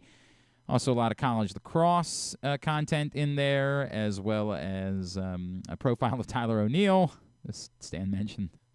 Hopefully is fine. Hopefully. It was precautionary. Yeah, they're all precautionary. Go get that for free at your neighborhood Royal Farms, any of the hundreds of locations around town where you find Press Box. Forgot to mention at the top, last night in local hoops, man, I watched a good bit of Loyola Bucknell. That was heartbreaking. Heartbreaking. Loyola was down 17 and battled all the way back, took the lead in the second half, had a look late, and they settled. And that was they were dominating inside and then settled. And then a phantom foul, fifth foul call on Illich in overtime, and Bucknell was able to take advantage of it and survive in overtime. Navy went on the road and beat BU. So in the semifinals on Saturday, Navy will be at Bucknell. Got it. Yeah, they'll be at Bucknell. And noon. Bucknell, they said that was that was their 9th overtime game of the season. Yeah, the most ever, I think, is it's crazy, right? It's nuts. 9 overtime games. That's why I was so they got the ball back. It was tied, and I'm just like, go to the basket, God, go, make them call a foul. But it just didn't happen, which was a bummer. Loyola certainly, I think it's fair to say, made some progress in their first season under new head coach Josh Leffler, and I think there's reason for encouragement there. Navy there's a game away for playing for a Patriot League title, so we'll see how that plays out on Sunday. And as Patrick Stevens has talked about a few times, Patriot League fairly open to the point. Like Bucknell was the 1 seed, but played an awful lot of close games. American survived, right? Yeah, they did, yes. Yeah, American did survive, so they get the Colgate? Colgate. Yeah, Colgate. Colgate won. They beat Army. Yeah. And then maybe if you want to call it a stunner, but I told you, you never know what's going to happen in Morgan Coppin games, man. Coppin beats Morgan last night, 82-75 at the Physical Education Complex, just their 6th win of the season. But worth pointing out, 4 of them have come in conference play, so who knows as they head down to the MEAC tournament next week. But clearly disappointing for Morgan after an emotional senior night win over Delaware State on Monday. Not able to back it up as they fall last night at Coppin. So that's the story in local hoops. The Maryland women play this afternoon. We'll tell you more about the whole rundown when we get the tubular coming up a little bit later. Michigan State did clinch the outright Big Ten regular season title with their win over Iowa last night. And did you see the Jay Kuda tweet about Tom Izzo versus the other Big Ten coaches? I did not see the Jay Kuda tweet. Kind of sick that all of our content is coming from Jay Kuda. He's going to start charging us at some point. I think he doesn't feel love of the game, though. Tom Izzo versus the 17 other Big Ten head coaches. Big Ten regular season championships. Everybody else 8, Tom Izzo 11. Wow. Big Ten tournament titles. Everybody else 5, Tom Izzo 6. Final Fours. Everybody else 3, Tom Izzo 8. National championships, of course, everybody else 0, and Tom Izzo the 1. So it's what it is, man. It's just what it is. All right. Picture right under that of Izzo at the post-game presser. Oh, yeah. Yeah. He is completely louched back. Yeah. Like, it's his world. Everybody else just living in it. All right. You good? Yeah, I think so. All right. Let's do the thing. This week in the rest of baseball. Obviously, we spend lots of time talking about the Orioles during the course of the week, but sometimes we miss other topics related to baseball, so Griffin tries to clean that up each Friday and let us know what it is that we may have missed. What else is going on in the world of baseball this week? There's things going on in baseball for sure. You don't sound so confident. Oh, there's just a lot going on. Definitely things. I'm just trying to figure out which topic we should rise to the top here because so much happened in baseball this week. I like the idea. So there was a conversation kind of going around, obviously, in the aftermath of the NHL Four Nations thing. Is there any way you think baseball could try to adopt a similar model? No. At the All-Star break? No. I know there was a story that the NBA is now reconsidering. Yeah. Did you see what their consideration was? No. Two teams of American stars. So how they would be differentiated, I don't know. American A and American B. A team of international stars which if it's only one of them, I would feel like they have the wild advantage because they have all of the best players. And then a fourth team of all-stars snubs. But if they're playing in the All-Star game, then how are they snubs? Well, they're saying, hey, you're not an all-star, okay, but you're going to be participating in the skills challenge. They're in the All-Star game. And you're going to be here. They're not snubs.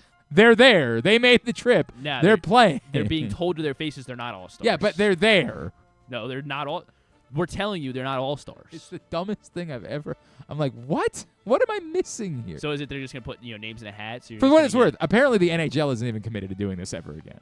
Like, it was so great for the NHL that they're like, yeah, we're.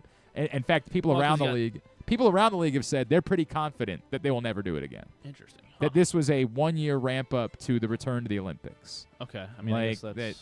So next year there won't be an All-Star game because they're going to take the Olympic break, and then. You got 4 years. Who knows? Who knows what maybe after they that? try to do the Four Nations every other year then? Like, we got Olympics every year, every other year. So every other year the people around the league. Like, I heard Steve Levy do an interview about this somewhere, and he was like... Oh, he was not confident? It was not just not confident. Like, he was almost, like, saying it was definitive. And one of the points he made is, like... This week in the rest of baseball, by the way. Yeah, correct. We love this thing so much. What if it had been Finland versus Sweden? Right. Like... It just kind of worked out, and then we had obviously the geopolitical stuff that's going on at the same time, and Pat McAfee's losing his mind. Of course, yeah. A representative of America. That's about to be a civil war here. That's who we have. Civil war. Make sure everyone understands. God, because Canada belongs to us. Right. Thank you. That's a great point. Booing their own national anthem, basically. It always sounds great. It always seems like the type of thing that you want to do. It just doesn't. Like, this one was kind of dumb luck in a way that it worked as well as it did, despite the fact that these weren't like what I would give them that they've taken advantage of. Rita and I talked about this. The dead period between the Super Bowl and the NCAA tournament, there's always been room for other sports to try to ramp it up. We've defaulted to these quote-unquote big events just because they've always existed, right? The NBA All-Star Game. But nobody actually cares about them. It's just we're so desperate to feel like something matters that we'll cling to anything because we just all want to be tweeting about the same topic. That's really what it becomes. We just want something where there's a feeling of like groupthink, that kind of thing. Not even because we don't have to share the opinion about it. It's more like the fellowship of there's something that brings us all together in a world where we're not going to go all hang together. Like, we won't go to the bar with our friends? No. But sit on an app in our underpants and talk about something? Yes, we'll do that. And that's what football provides us. But so few other things do. Even the NCAA tournament is flimsy. Like, it's not like football, but it's at least something. We have that feeling. And then the NBA playoffs give us a bit of that. We're just desperate for that football feeling, that we're all watching the same thing and we're all talking about the same thing, and it kind of brings us together. And there's just so few of them. So what would baseball do? Like, you want to do a USA versus the world at the All-Star game instead of American League versus National League? Just set it up with 4 teams, and the 2 that and win play the next play on You want to Tuesday. play 3 games? You're not going to get the players to commit to any more time. Unless they could we give them a week off? I don't know if that... Not worth the trade-off. Absolutely not worth the trade-off. Baseball would tell you they've got their thing. It's the stupid World Baseball Classic. Like, that we do this. Next March... Careful who you call it stupid to. Next March, they're going to do this nonsense thing, and they've got their 4 nations. And by the way, every time it comes around, we pretend like we like this too. Well, I mean, we do like it. Name who won. Japan did. Yeah, you only remember that because you remember the Shohei Ohtani versus Mike Trout. They have the best player in the world, so yeah. Yes, that's the only reason why you remember that. Name who won any of the others. Probably the U.S. at some point. Probably the U.S. I know at some Adam Jones point. made that catch. Yes, you remember that? Come on. That's you the one thing that. we remember. Yeah. This is the point. The point is, like, we don't actually care about these things. We care about them because we want something that feels like it matters at a time where things don't feel like they matter. Man, Shohei versus Trout was great. I mean, come on. It was fine theater. And if they should rig it however they need to make sure that Shohei's pitching in the 9th inning against who would Juan that Soto, be? whoever, I don't care. Like, what? Doesn't matter. There's no is the answer. For the fun of it, what four teams would it be? No, it would be the Dominican. U.S., Japan. What if they did? Should they do like a Caribbean team instead? See, then you suck out what makes it work. What makes it work is representing your country. That there's no flag then at that point. Like it makes it work is you're representing the country. So it would have to be Mexico, Dominican, Puerto Rico, maybe, but probably not. Like they probably wouldn't have enough. Like Dominican, it'd be the Dominican. Yeah. That would. I mean, that's what it would be. The Yankees. But the answer is no. Okay. Like they're just going to do and again, this is what I said about the NBA. We're so obsessed with the idea of fixing the NBA All-Star when the reality is you're just going to keep tinkering with it. That's all you're going to do. Should they just go back to East-West and just play whoever watches. This is they can't in a world where you have to answer to corporate sponsors and you have to answer to shareholders and stakeholders. They've got to make it seem like they're trying. Okay. They've got to make it. They've got to in order to turn around. I don't even know who their sponsors are. They got to turn around to Kia and be like, oh man, we got a great idea for next year. And they've got to somehow convince the people at Kia, this is going to be great. Nobody thinks this year was great. It was just different. Nobody was fired up to watch the different format this year. No one. It was just different. And that at least gets you, well, it'll be interesting to look at that. So they're going to keep doing stupid things to pretend like but none of them are going to make people suddenly say, now that's the ticket. That's the one we've been waiting for. And as I said a million times, it's because you do not want the players playing like they used to play. Because imagine your team having a chance to win a championship and your star player gets derailed by the All-Star game. You'd be beside yourself. You don't want it. And Major League Baseball's All-Star game, it's the exact same thing. You don't ever want to see a pitcher go out and throw. It's what makes the World Baseball Classic utterly fake. It's the pitchers thing. You can't have them actually. You're not really playing a baseball game. You're playing it's some other sport. Because you could have the best pitcher in the world on your team. International spring training is that? Yeah, they're all glorified exhibitions.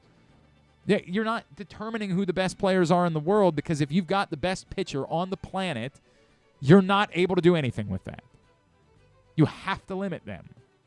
It's fake.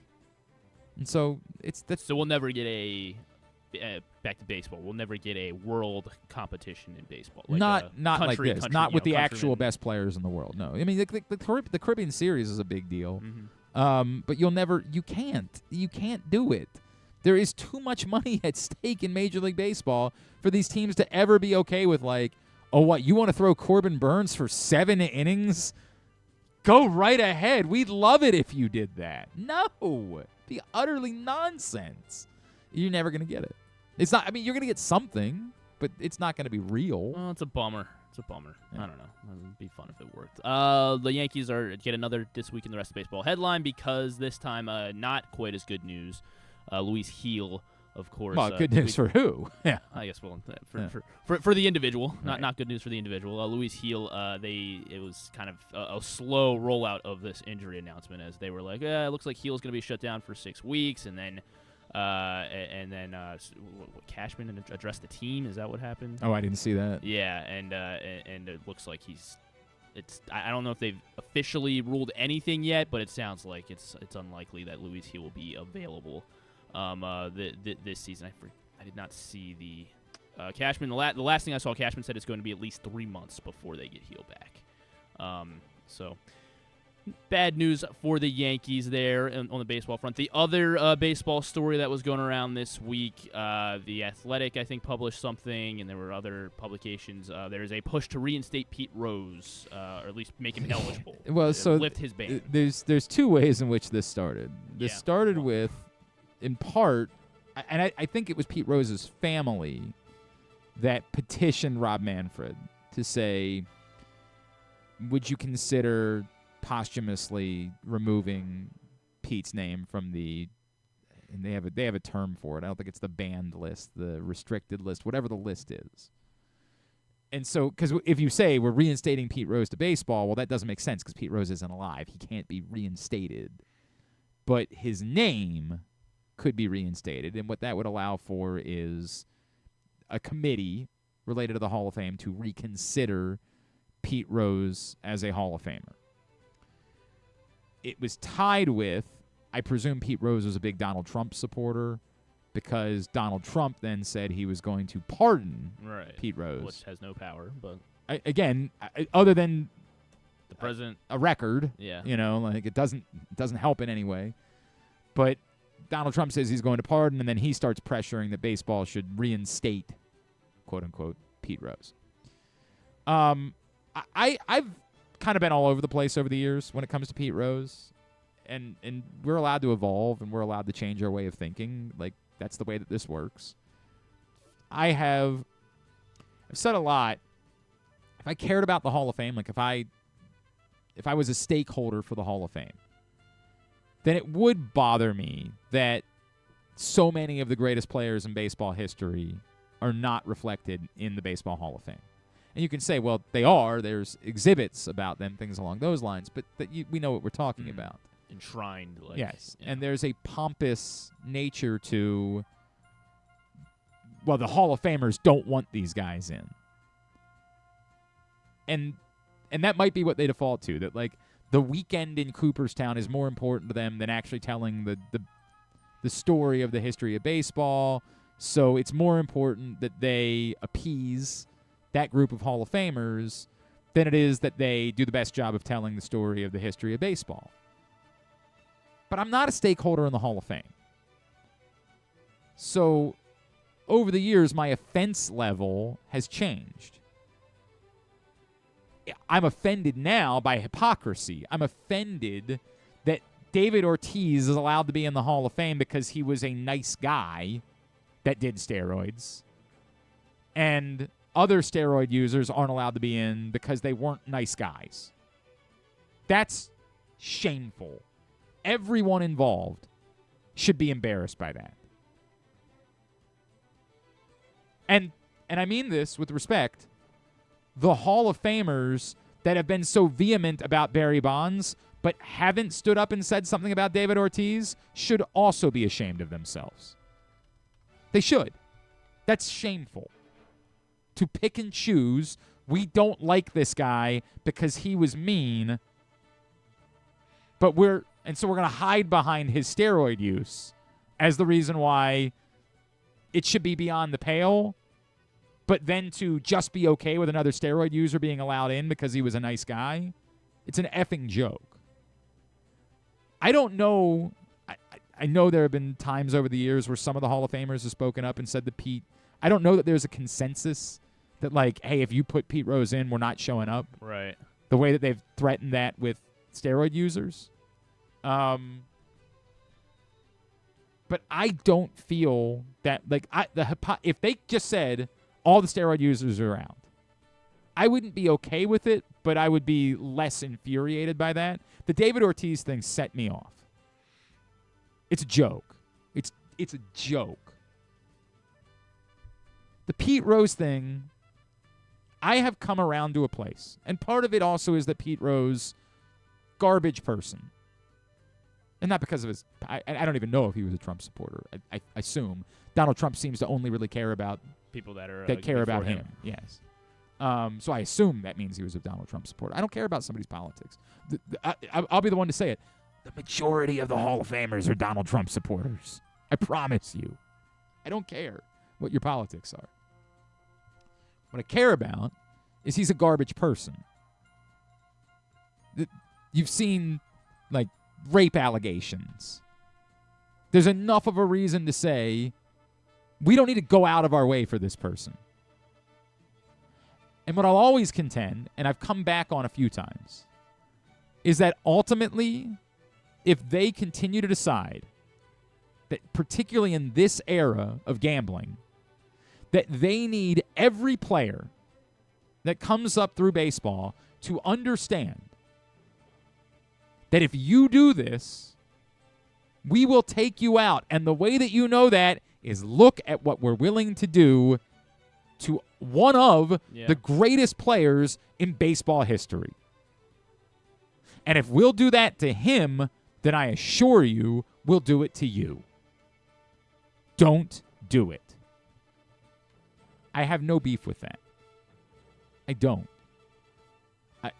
Is Pete Rose a Hall of Fame baseball player? Obviously. Based on the field. Yes, yeah. Obviously. Overwhelmingly so. But if their scarlet letter is betting on baseball and they say forever, no. Every single person that comes into this sport forever needs to know that this is the price that is going to be paid for you getting involved with that as the greatest deterrent that we could possibly have. Then I would say I'm okay with that. I'm okay with that being the answer. Even if Rob Manfred were to remove his name from the restricted list, I don't know if these committees would vote in Pete Rose. I think it'd be very difficult for... You can't get... Because you have to go through the Veterans Committee, right? So you'd have to get 12 of 15. But they come up with new committees all the time. Oh, yeah, there's a today's era, there's a it. veteran. They just come up with all these different committees. They could do what the Football Hall of Fame did to try to force Paul Tagliabue through a few years ago and invent some new committee to try to get a commissioner into the Hall of Fame, which is laughable. I don't know. I don't know that Pete Rose, even if he did, would get in. But if my opinion would almost be that he shouldn't take Pete Rose off. That the answer should be for forever. Everyone needs to know. Doesn't matter who you are, this is the price. And so it feels, and I think I'd agree, it's definitely not like this year. It's still... I think the only thing that could change passes, is the political pressure. That's the only thing that could change it. The only thing that could change it is if Major League Baseball is worried about if Donald Trump has such a beef with the Major League thing up his ass about Pete Rose that he wants to fight them over their tax exempt status, whatever it is. Gosh. Then that could change it. That could. We're watching a lot of people willing to bend the knee. Yeah.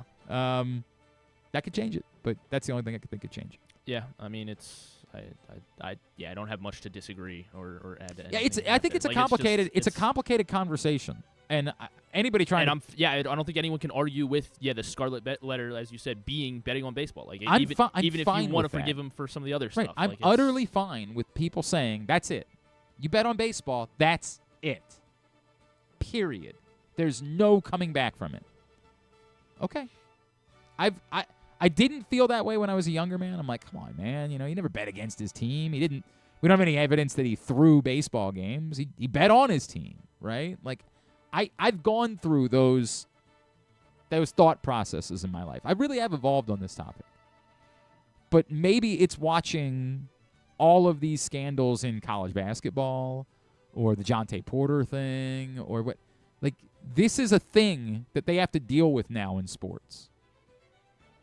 And every baseball player, there's going to be players who are going to think about, like, if I get into trouble betting, then could I throw a game? And that thought is going to exist.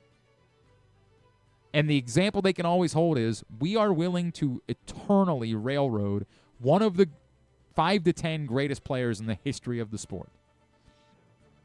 Eternally. Even in death. That's about as strong. You're not going to get away with this. You're not going to be welcome back. You will.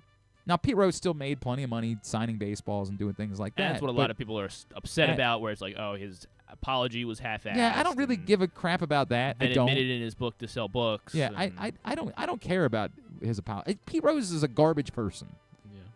But Ty Cobb was a garbage person, or we think was I guess there's been apparently there's been like some Ty Cobb trutherism in recent years where people have been like, maybe it's not what you think it was. I don't know, but like I assure you, there are other garbage people that have made it into the Hall of Fame. I don't suddenly want this to be like you have to be a saint to be in the Hall of Fame. That's not realistic.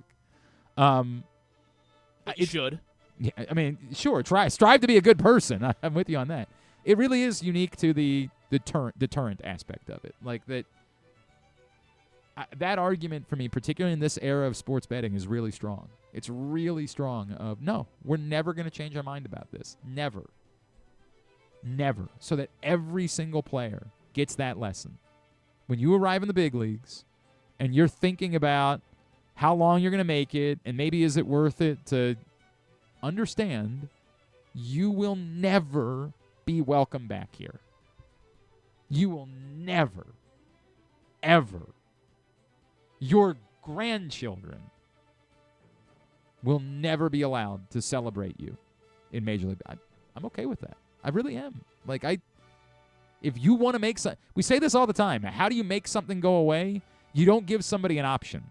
I deal with this. I made a joke about my kids and Yum Yum Sauce earlier. You don't give them the option. You don't say, well, if you don't eat your dinner, then you're gonna be in your room the rest of the night. No, you say you're eating your dinner. There is no alternative. There's no choice. You create a scenario where the alternative is so bleak, that there's no consideration of it. Because if the penalty is you're banned for 10 years, I don't know. There's a certain amount of money where the hell do I care, 10 years? But if it's forever, it's a really strong argument. That's a really, really strong argument to never do it. So, I don't know. It's complicated. I'm not trying to make it seem like it's easy. Yeah. It's not. Yeah. Then not a whole lot else, but the A's, who I think probably going to contend to be, I feel like, America's sweetheart team this year, but also it's going to be tough because spending money all of a sudden. They got a payroll. Because I don't want to root for them because, the speaking of like just terrible ran franchises and, they're spending. Yeah, they sign a 7-year. They signed Lawrence Butler to a 7-year, $65 million deal last night. So good for Lawrence Butler. But, yeah, they're just continuing to spend money. They don't have a stadium. They don't have a city. But the A's are continuing to do to make moves and look to try to contend this year. And you almost wonder if they've gotten the word about like a salary floor or something. So Tony Clark kind of just came right out and said, "Well, we're expecting there to be a work stoppage." They're going to continue to fight tooth and nail against a salary cap. But maybe they'd fight instead for a salary floor. Mm-hmm. Like, sounds good to the players, right? And that makes things more competitive if everybody's forced to spend money.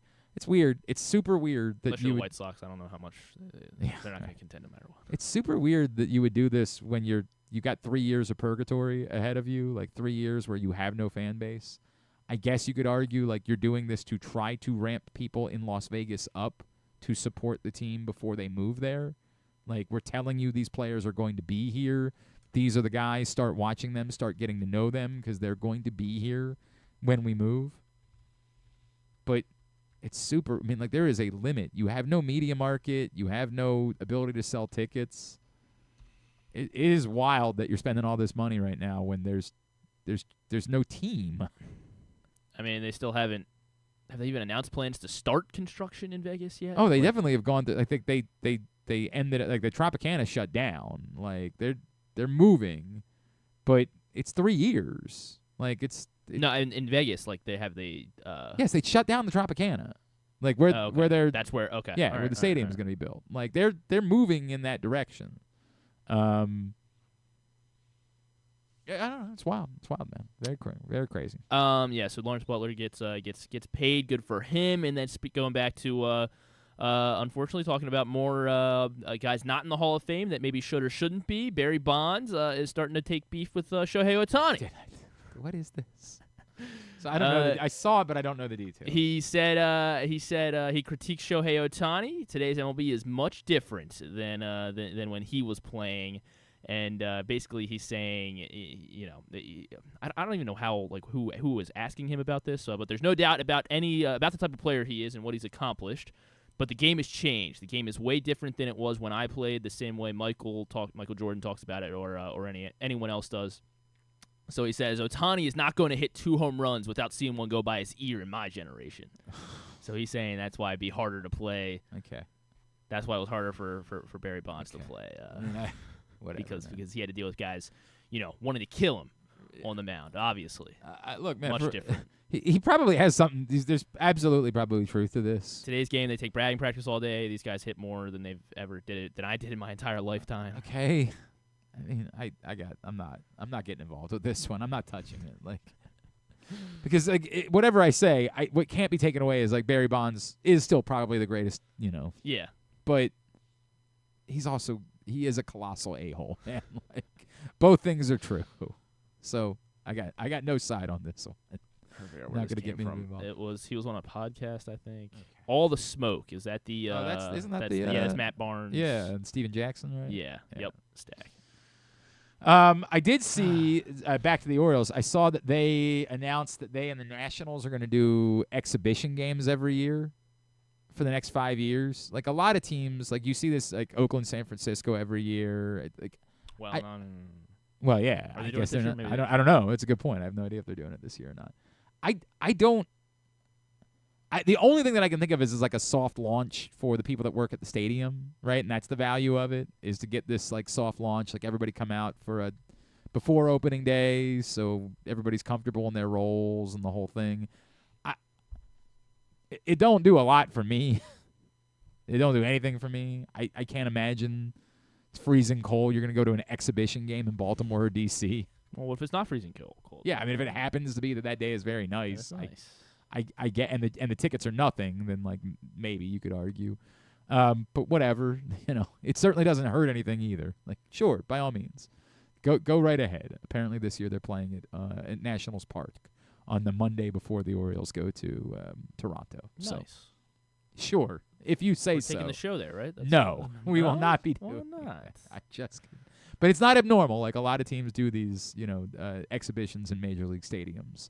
And I do think it's just – I loved it when the Orioles did, like, the college baseball thing at Camden Yards. I think they did Navy UMBC one year. Yeah. Those. I would like for that to be a soft opening. I'd love – maybe even they did it like a doubleheader. Apparently, I'm just pulling up, like, the Giants schedule to see if they were going to do the thing. I don't care. Apparently they're playing the River Cats in Sacramento. At the field where the Athletics will be playing. Yeah. And then they're going to pay – then they'll do the same thing. They'll have an exhibition game, but they're playing the Tigers at Oracle. No, it just might be the Athletics aren't. I don't know. I don't know, dog. That might be a concession they had to make in order to allow the Athletics to move to Sacramento. Is that the Giants got to still play a game there to try to claim to say Sacramento is our market. Mm. Particularly now with the Athletics moving to Vegas, they would say Sacramento is our territory. So how do we? What do we get out of this? And they said, all right, well, you can go play a game in Sacramento. I don't know. I don't know, dog. Don't have the answer to it. Nor do I care. Doesn't interest me even a little bit. But I'd be very interested if they did like a Maryland, UMBC, Towson, Navy doubleheader at Camden Yards but before the seasons. I would be way more compelled to go to that than I would be an exhibition MLB game. Particularly at the end of spring training. You're not even going to get like those guys are done. They're now ready for the season. Like you're not getting this is the last start for Grayson Rodriguez. If he was healthy before, like you're getting minor leaguers in that game. I don't know, whatever. Not worth it. Not worth discussing. Holiday will probably take it at bat, Maybe. Worth it. We come back in. We will go ahead and get a tidbit and get tubular, and then we're going to chat with Juju Reese before the show wraps up. It is a Friday edition of Glenn Clark Radio. Driving in Maryland? Did you know an Easy Pass from DriveEasyMD.com can save you time and money? Of course you did, because you are a thrifty driver. An antenna reads your Easy Pass transponder and automatically deducts the toll from your Easy Pass account. There, you just saved money with Easy Pass, all without slowing or receiving a notice in the mail. Well done, thrifty driver, well done. Get your Easy Pass at DriveEasyMD.com. Treat yourself and taste the Baltimore tradition that is the legendary Costas Inn. Hey, it's Stan the Fan Charles. For over 50 years, the Costas Inn has been a Baltimore original, dishing out their amazingly scrumptious, fat, award-winning crab cakes and steamed crabs. Every season is crab season at Costas, so make your plans now by calling 410-477-1975 and reserve your taste of heaven. Sit back, crack some crabs, and watch the Ravens chase down another title on Costas' 15 TVs. On Monday nights, Costas offers their half-pound jumbo lump crab cake with 2 sides for under $30, and there are nightly specials Monday through Friday. So head on down to the Costas Inn at 4100 North Point Boulevard or visit them at CostasInn.com. Make the most out of every day in your Toyota RAV4. Available in hybrid or gas-only models. A RAV4 can get you where you want to go in style. Check out buyatoyota.com for deals on new RAV4s from your local Toyota dealer today.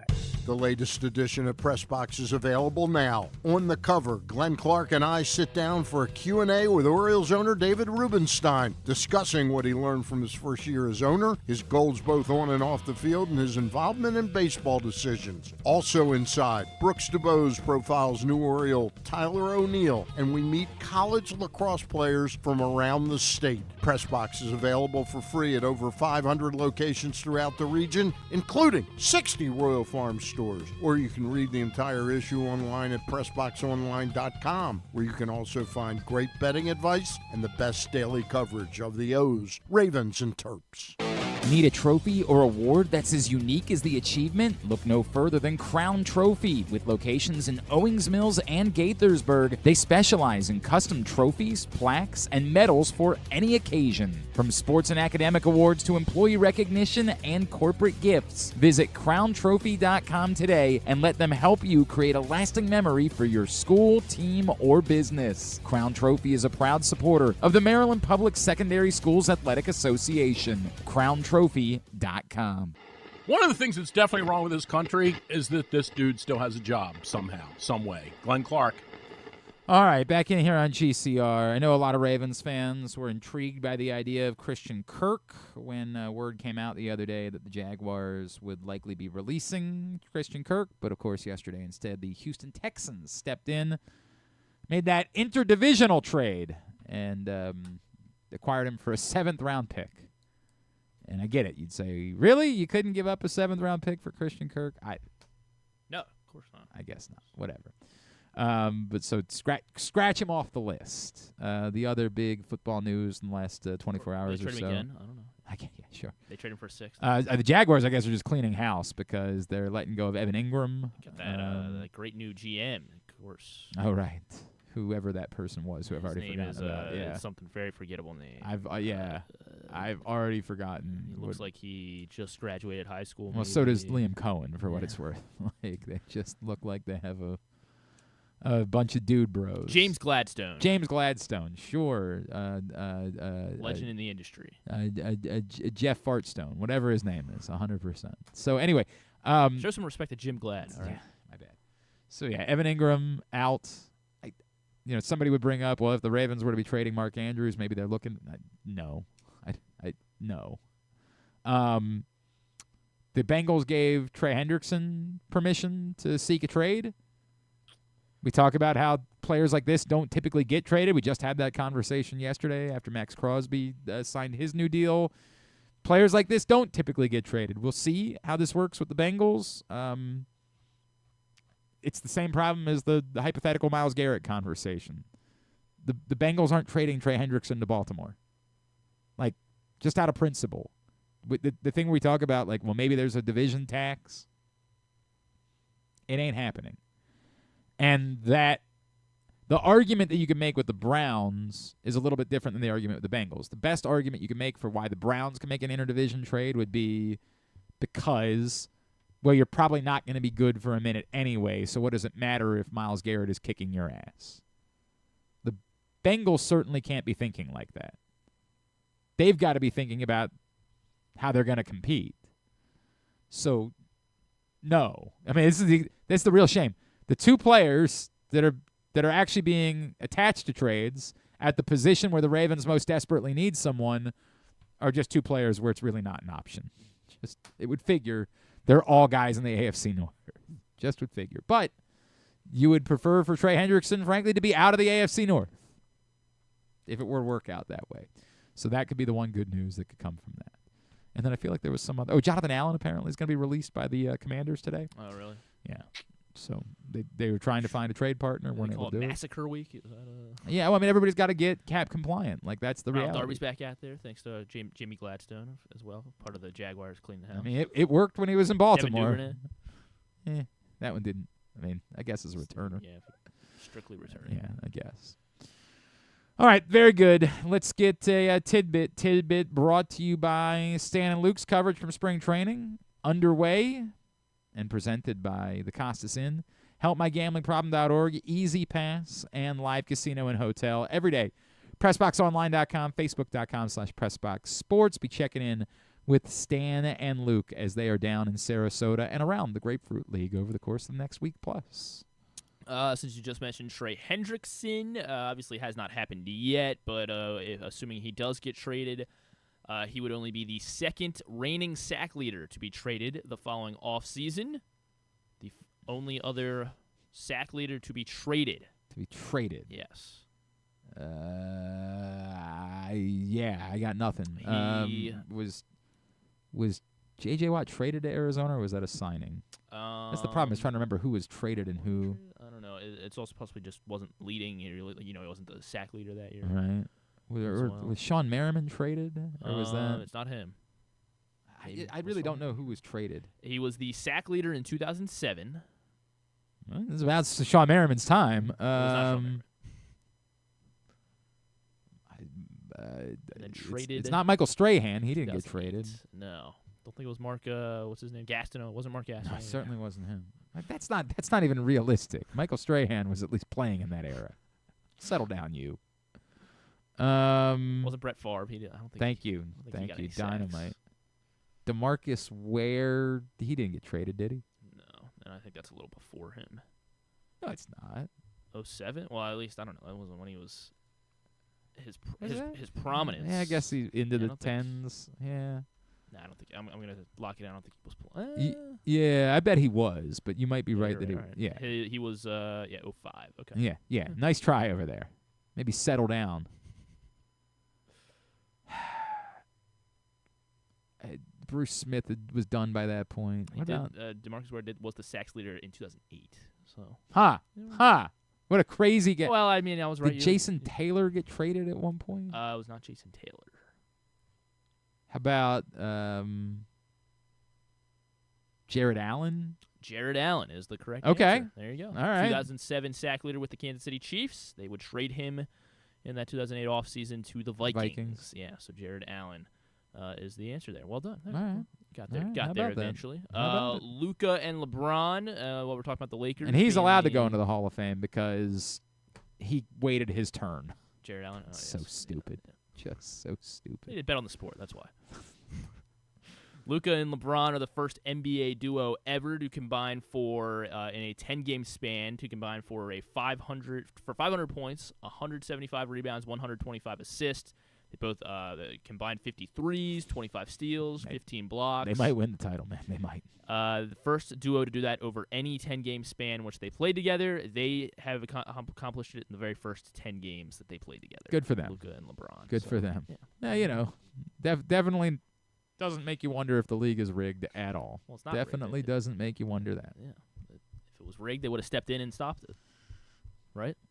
They would have said, no, this is not allowed. No, like the NBA somehow coerced Nico Harrison into saying, they hypnotize him. If you're going to trade, we would really like it if you sent him out to L.A. Like that would be good for business.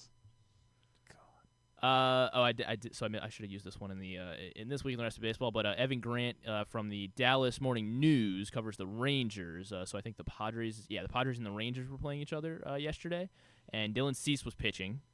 The Jake Berger was at bat, so you had Berger at bat, and then the home plate umpire for that game was John Bacon.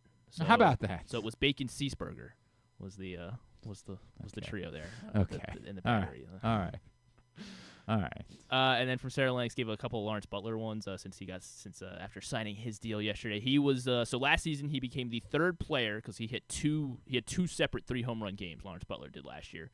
He became the third player at 24 or younger to have 2 3-home run games in the same season. Can you name the other two? 24. Third player at 24 or younger to have 2 3-home run games in the same season. It's a tough one. Ken Griffey. Not Ken Griffey. Andrew Jones. Not Andrew Jones. Just trying to go with Bryce Harper. Not Bryce Harper. Boy. Manny Machado. Not Manny. Mike Trout. Not Mike Trout. One did this in 2016. The first guy that did this was 1947. Oh, certainly. Obviously. Wish you would have started by telling me that. I would have immediately been able to let me try the 2016 one first. 2016, under 24 years old. Also, the third player to have 2 3-home run games out of the leadoff spot as well. So, one of these guys is on both of these lists, by the way. So, we're basically looking for 3 names. All right, say that again. One of these guys is on both of these. Okay. He did this multiple 3-homer games at 24 or younger and out of the leadoff spot. Okay. Not the same season, but was that the guy in 2016 or is that the guy in 19? Yes, he did it in 2016. 2016. He did it out of the leadoff spot. Out of the leadoff spot. 2 years later. Now you're asking me to remember who hit out of the leadoff spot, and like that's. Is he still? No, I guess he's not still. Is he still active? Yeah, he's still active. Still active. The other guy hitting out the other guy that did it out of the leadoff spot is also still active. Still active. 2016, still active. Is Chris Bryant still active? I mean, technically, but he is not the answer. It's not Chris Bryant. Out of the leadoff spot. Mookie Betts? Mookie Betts, correct, yes. Okay. At under 24, a couple of 3-home run games in 2016, and then he had a couple 3-home run games in 2018 out of the leadoff spot. All right, so how Mookie about Betts is the other one, and then we're looking for one more each category. So somebody who did it out of the leadoff spot, but did you tell me what year? I did not tell you the year, but he is still active. Still active, did it out of the leadoff spot. And someone from 1947. Chris Bryant is still with the Rockies. Is Mike Trout? Did I guess Mike Trout? You did not guess Mike Trout, not Mike Trout. Actually, you did. I don't know, not Mike Trout. Jose Altuve? Not Jose Altuve. Active player. Actually, he did it last year. Last year? Out of the leadoff spot. I don't know who hit leadoff last year. Christian Yelich. Not Yelich. He was hurt. Bobby Witt. Not Bobby Witt. Gunnar. Not Gunnar. 3-home run games. He was a National League East guy. NL East guy. Well, Acuna was hurt, right? Acuna was hurt. NL East. But that's a good guess. That's a good guess, you say. Well, because it was a Brave? Yeah, well, no, it's not a Brave, but just, I don't know, because Acuna's a good player. Thanks.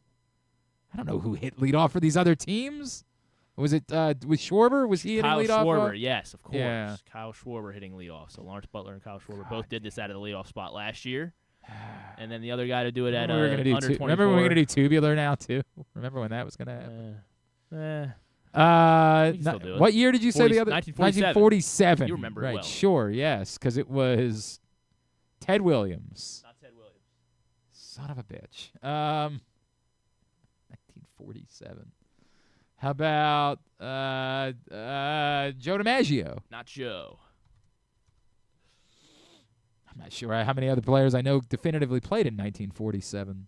He was a Pittsburgh Pirates. He was a Pittsburgh Ralph Kiner. Ralph Kiner is the answer. Lawrence Butler, Ralph Kiner, Mookie Betts, and Kyle Schwarber.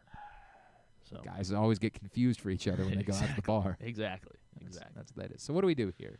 Do we hit the open, or do we start? Do we try to get into something else? How confident are we that it's actually going to be right at 12? So a lot of times when we say something's at the end of the show, it's because we pre-recorded it. This is not one of those cases. We're waiting for practice to end, and then we're supposed to hear from Juju Reese or Do we say Juju or Julian?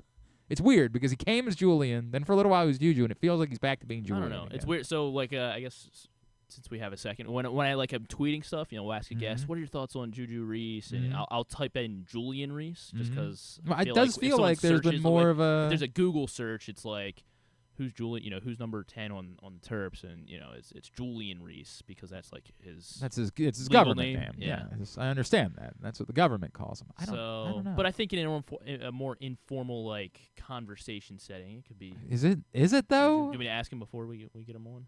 Yeah, that's actually a good idea. We should, for the record, do you prefer that we refer to you as Julian or as Juju? That's almost like what a show would do, like what professionals would do. And so that kind of rules us out. Because I feel like right. Why don't you hit the open so we know we've hit the open? All right. And then if we don't get to do tubular immediately, then we can get back to it. And also, as soon as we hit the open, the phone's going to ring too. So that'll be nice. Fine. It's fine. I would like to just hit the open, though. That would be good.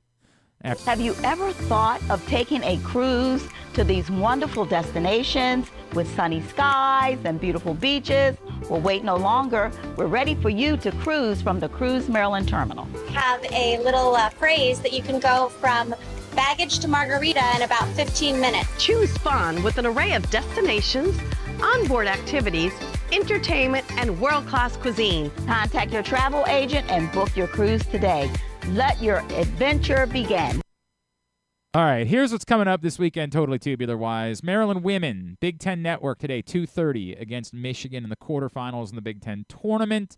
The semifinals are tomorrow on BTN, and then the championship would be Sunday on CBS at 4:30 if they were to make it there. Lehigh Navy lacrosse, 5 o'clock today, CBS Sports Network, Big Ten Network Plus, UCLA Maryland baseball at 4, MLB Network for Orioles Tigers. Yeah, they're on TV. At 6:05, Dean Kramer, who might be their opening day starter at this point, against Kiter Montero for that one. Tomorrow, lots. We're about to talk to Julian Reese, Senior Day, Northwestern Maryland, 3 o'clock on Peacock. Noah Eagle is going to be on the call for tomorrow's game. Big Ten Network, as I mentioned, would be where you find the women's tournament tomorrow if Maryland advances. Big Ten Network Plus, Delaware Maryland lacrosse, 12:30. UCLA Maryland baseball at 2. ESPN Plus tomorrow, lots. UMBC Richmond lacrosse, 11:30 a.m. Maryland Madison women's lacrosse at noon. Loyola Florida women's lacrosse at noon. Navy Jacksonville women's lacrosse at noon. The America East Tournament quarterfinals, UMBC and Bryant tomorrow at 4 on ESPN Plus. And Towson, Virginia lacrosse tomorrow, 1:30 from Houston. And that's on Corrigan's Booker's website, CorriganSportsNetwork.com. Loyola Providence lacrosse tomorrow at noon on Flow Sports. And 98 Rock and WBAL tomorrow will have Rays Orioles 105. Zach Littell and Charlie Morton, the pitching matchup there. CAA tournament Sunday, noon. Towson against either Drexel or Elon. That'll be on Flow Sports for that one. If they advance, the semis and final will be on CBS Sports Network. Navy Bucknell, noon in the Patriot League semifinals on Sunday. That is on CBS Sports Network. ESPNU for Hopkins Syracuse lacrosse, 2 o'clock on Sunday. Big Ten Network Plus, more Maryland. UCLA Maryland baseball, that's a good series this weekend. That really is. That's at noon on Sunday as well. Radio again, 98 Rock and BAL for Twins Orioles Sunday at 1 o'clock. We don't know the pitchers yet for that. MLB TV for Orioles Phillies at 1 o'clock. It's a Phillies TV broadcast. We know Sagano's on the mound in that game. We don't know anything else. Everything else, sports-wise, go to glennclarkradio.com and find it there. It's a busy weekend. The first tickets to the NCAA tournament will be punched this weekend, so make sure we will continue to update it as we can with all of the matchups for the weekend. So everything else sports-wise, you can go to glennclarkradio.com and find it there. And we'll do our best. We will do our best to keep it updated. All right? Very good. As we mentioned, highlight of the weekend, tomorrow in College Park. Senior Day, Maryland wraps up the regular season by taking on Northwestern. We've had the pleasure to chat with this young man a number of times over the years, and boy, you can't help but feel incredible for how his senior season has gone, how great he's been. He is, of course, the pride of Baltimore, Maryland senior, Juju Reese, and he's back with us today here on GCR. Juju, it's Glenn. It's great to chat with you again, man. Thank you so much for taking a couple of minutes for us today. Yeah, thanks for having me. Absolutely, dude. Juju, can you put into words, I know it's not over yet and you've got goals, but what this year has meant to you, the journey that you've had, coaching changes, ups, downs, to have had a season this fruitful both for yourself and for this team. Can you describe what it's meant to you? Yeah, it means a lot. It means, just staying down, being paid off, and I just like how we're going out and how I'm going out for my last year. We're going out on a good note. Juju, when did you know? When was there a point in the off season where you were around the guys that it clicked? When did you realize how special this group had the chance to be? I think first day of real practice, guys started meshing well together, and we clicked well off the court already. I already knew that because a lot of local guys coming onto the team. Yeah. We just kind of meshed naturally, and it wasn't anything forced, and that's when I knew we was going to be good. You mentioned that, obviously, Derik, of course, being it's such a great story. This younger brother thing. What has it been like, sharing the court with him and being able to spend time away from the court with him, and what has that relationship meant to you during the course of the season? No, it's mean a lot. I say a lot. Like, he's been a real sponge, and coming in, being a highly touted player, he's just been a real sponge and being real open to learning from his older guys like me, Jordan, and all the other vets like Selden and guys like that. And he's just been real easy to play with, and it's been a blast. How has his presence maybe helped you? Like, what is it, allowed you, because all the attention, right, in the perimeter can't go to you. How much has that been a benefit to you to have that guy on the floor with you this season? Yeah, it's definitely been a big benefit. Less double teams and stuff like that. It opens up the offense, especially with all the shooters we have around as well. Yeah. It just makes our offense more versatile. It doesn't stink, right? Like, it's a nice group to have on the floor together. Julian, I think for so many of us, like, one of our favorite things has been, on top of everything else, seeing how you've gotten back to being the guy that we first saw at the free throw line, right? Was it just dumb luck the way that it went the last couple of years, or was it something a little bit more determined for you that led to this season being so successful to the point where I got to tell you, there have been a number of times where I've been like, oh, thank God it's Julian at the free throw line this year. Yeah, it's really just been, just putting in hours and hard work, and it's been more of a mental side. I kind of, going from my sophomore year and my junior year, thinking it was all reps and just trying to get up shots and less mental. I didn't really think about it like on that standpoint, but coming into this year, I looked at it kind of as a mental thing and just sticking to what I know. And I feel like now that I focus on that, I'm starting to improve a little bit. Was there somebody that you talked to about that like gave you some advice that way that helped you get to that place? It was a lot of Coach Willard. He kind of saw like I started thinking about it a little bit and just like overthinking it. And he kind of helped me through that, and he's kind of good with that, and just instilling confidence in his players. And now, like, when I get to the line, it's just like I just don't think about it. I'm just shooting. That's awesome, man. I love that. That's a really good story. Juju Reese with us as we're getting ready for Senior Day tomorrow.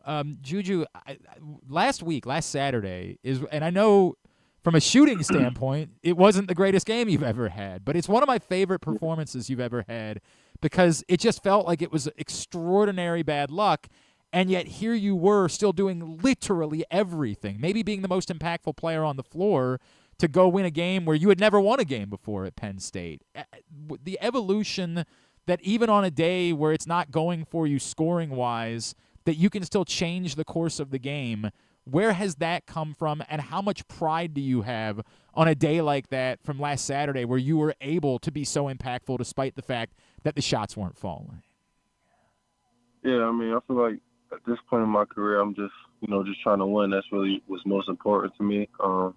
Thinking less of self and just leaving it all on the court and doing what's best for our team to win. If my shot's not falling or anybody else on the team's shot's not falling, I'm pretty sure we're going to do whatever it takes for our team to win. And on Saturday, I just did what I had to do. I appreciate that, man. How important was it? Like, the thing that happened against Michigan State, it would be so easy for that to be devastating for a lot of teams, and for that to have a follow-up effect. What allowed this team to not have that dip, and then for you to turn around and put together the two performances that you have on the road this week? Just talking about it a lot with the team. Like not leaving the elephant in the room, like just talking about it and kind of getting over it as a family and as a team.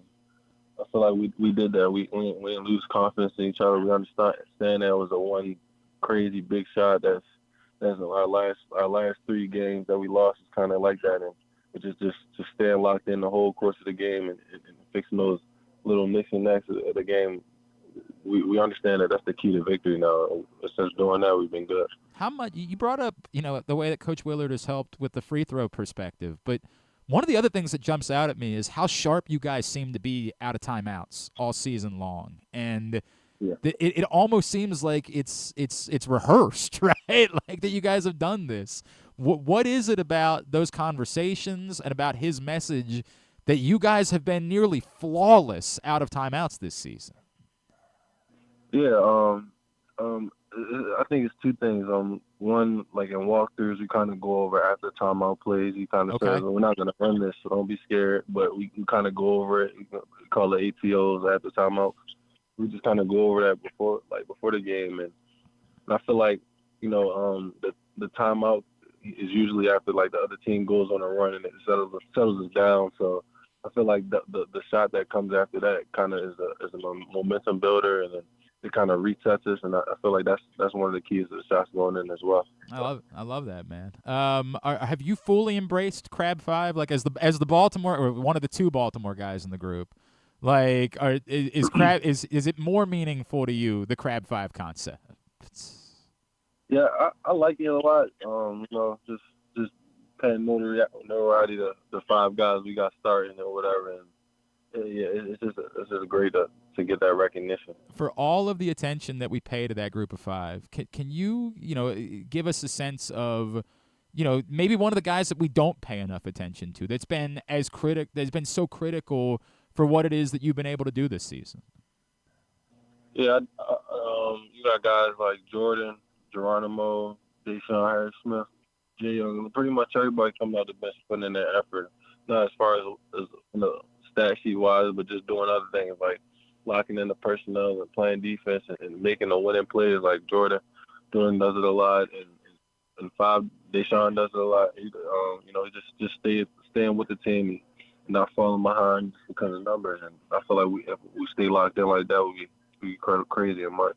You bring that up, right? Like, you've been there, and not everybody on this team has been there before. You have. What do you know? What is it going to take for all of the success that you've had? What does it take to be able to go do this and extend it and make a run and go threaten to win a national championship? I think it's going to take, everybody on our team locking in and staying together as one family. A little bit of luck, everybody needs that. And just passion and focusing on one goal. I feel like if everybody got one goal and one focus, I feel like we can do it. And then tomorrow, right? Like, how are you going to handle this? Are you the emotional type? Are you the type that like needs don't look at me. I don't want to end up crying. Like, I don't want any of that. What is this going to look like for you tomorrow? No, I mean I never really been put in a situation like that where I would be having tears of joy or whatever, but I guess we're just going to see tomorrow.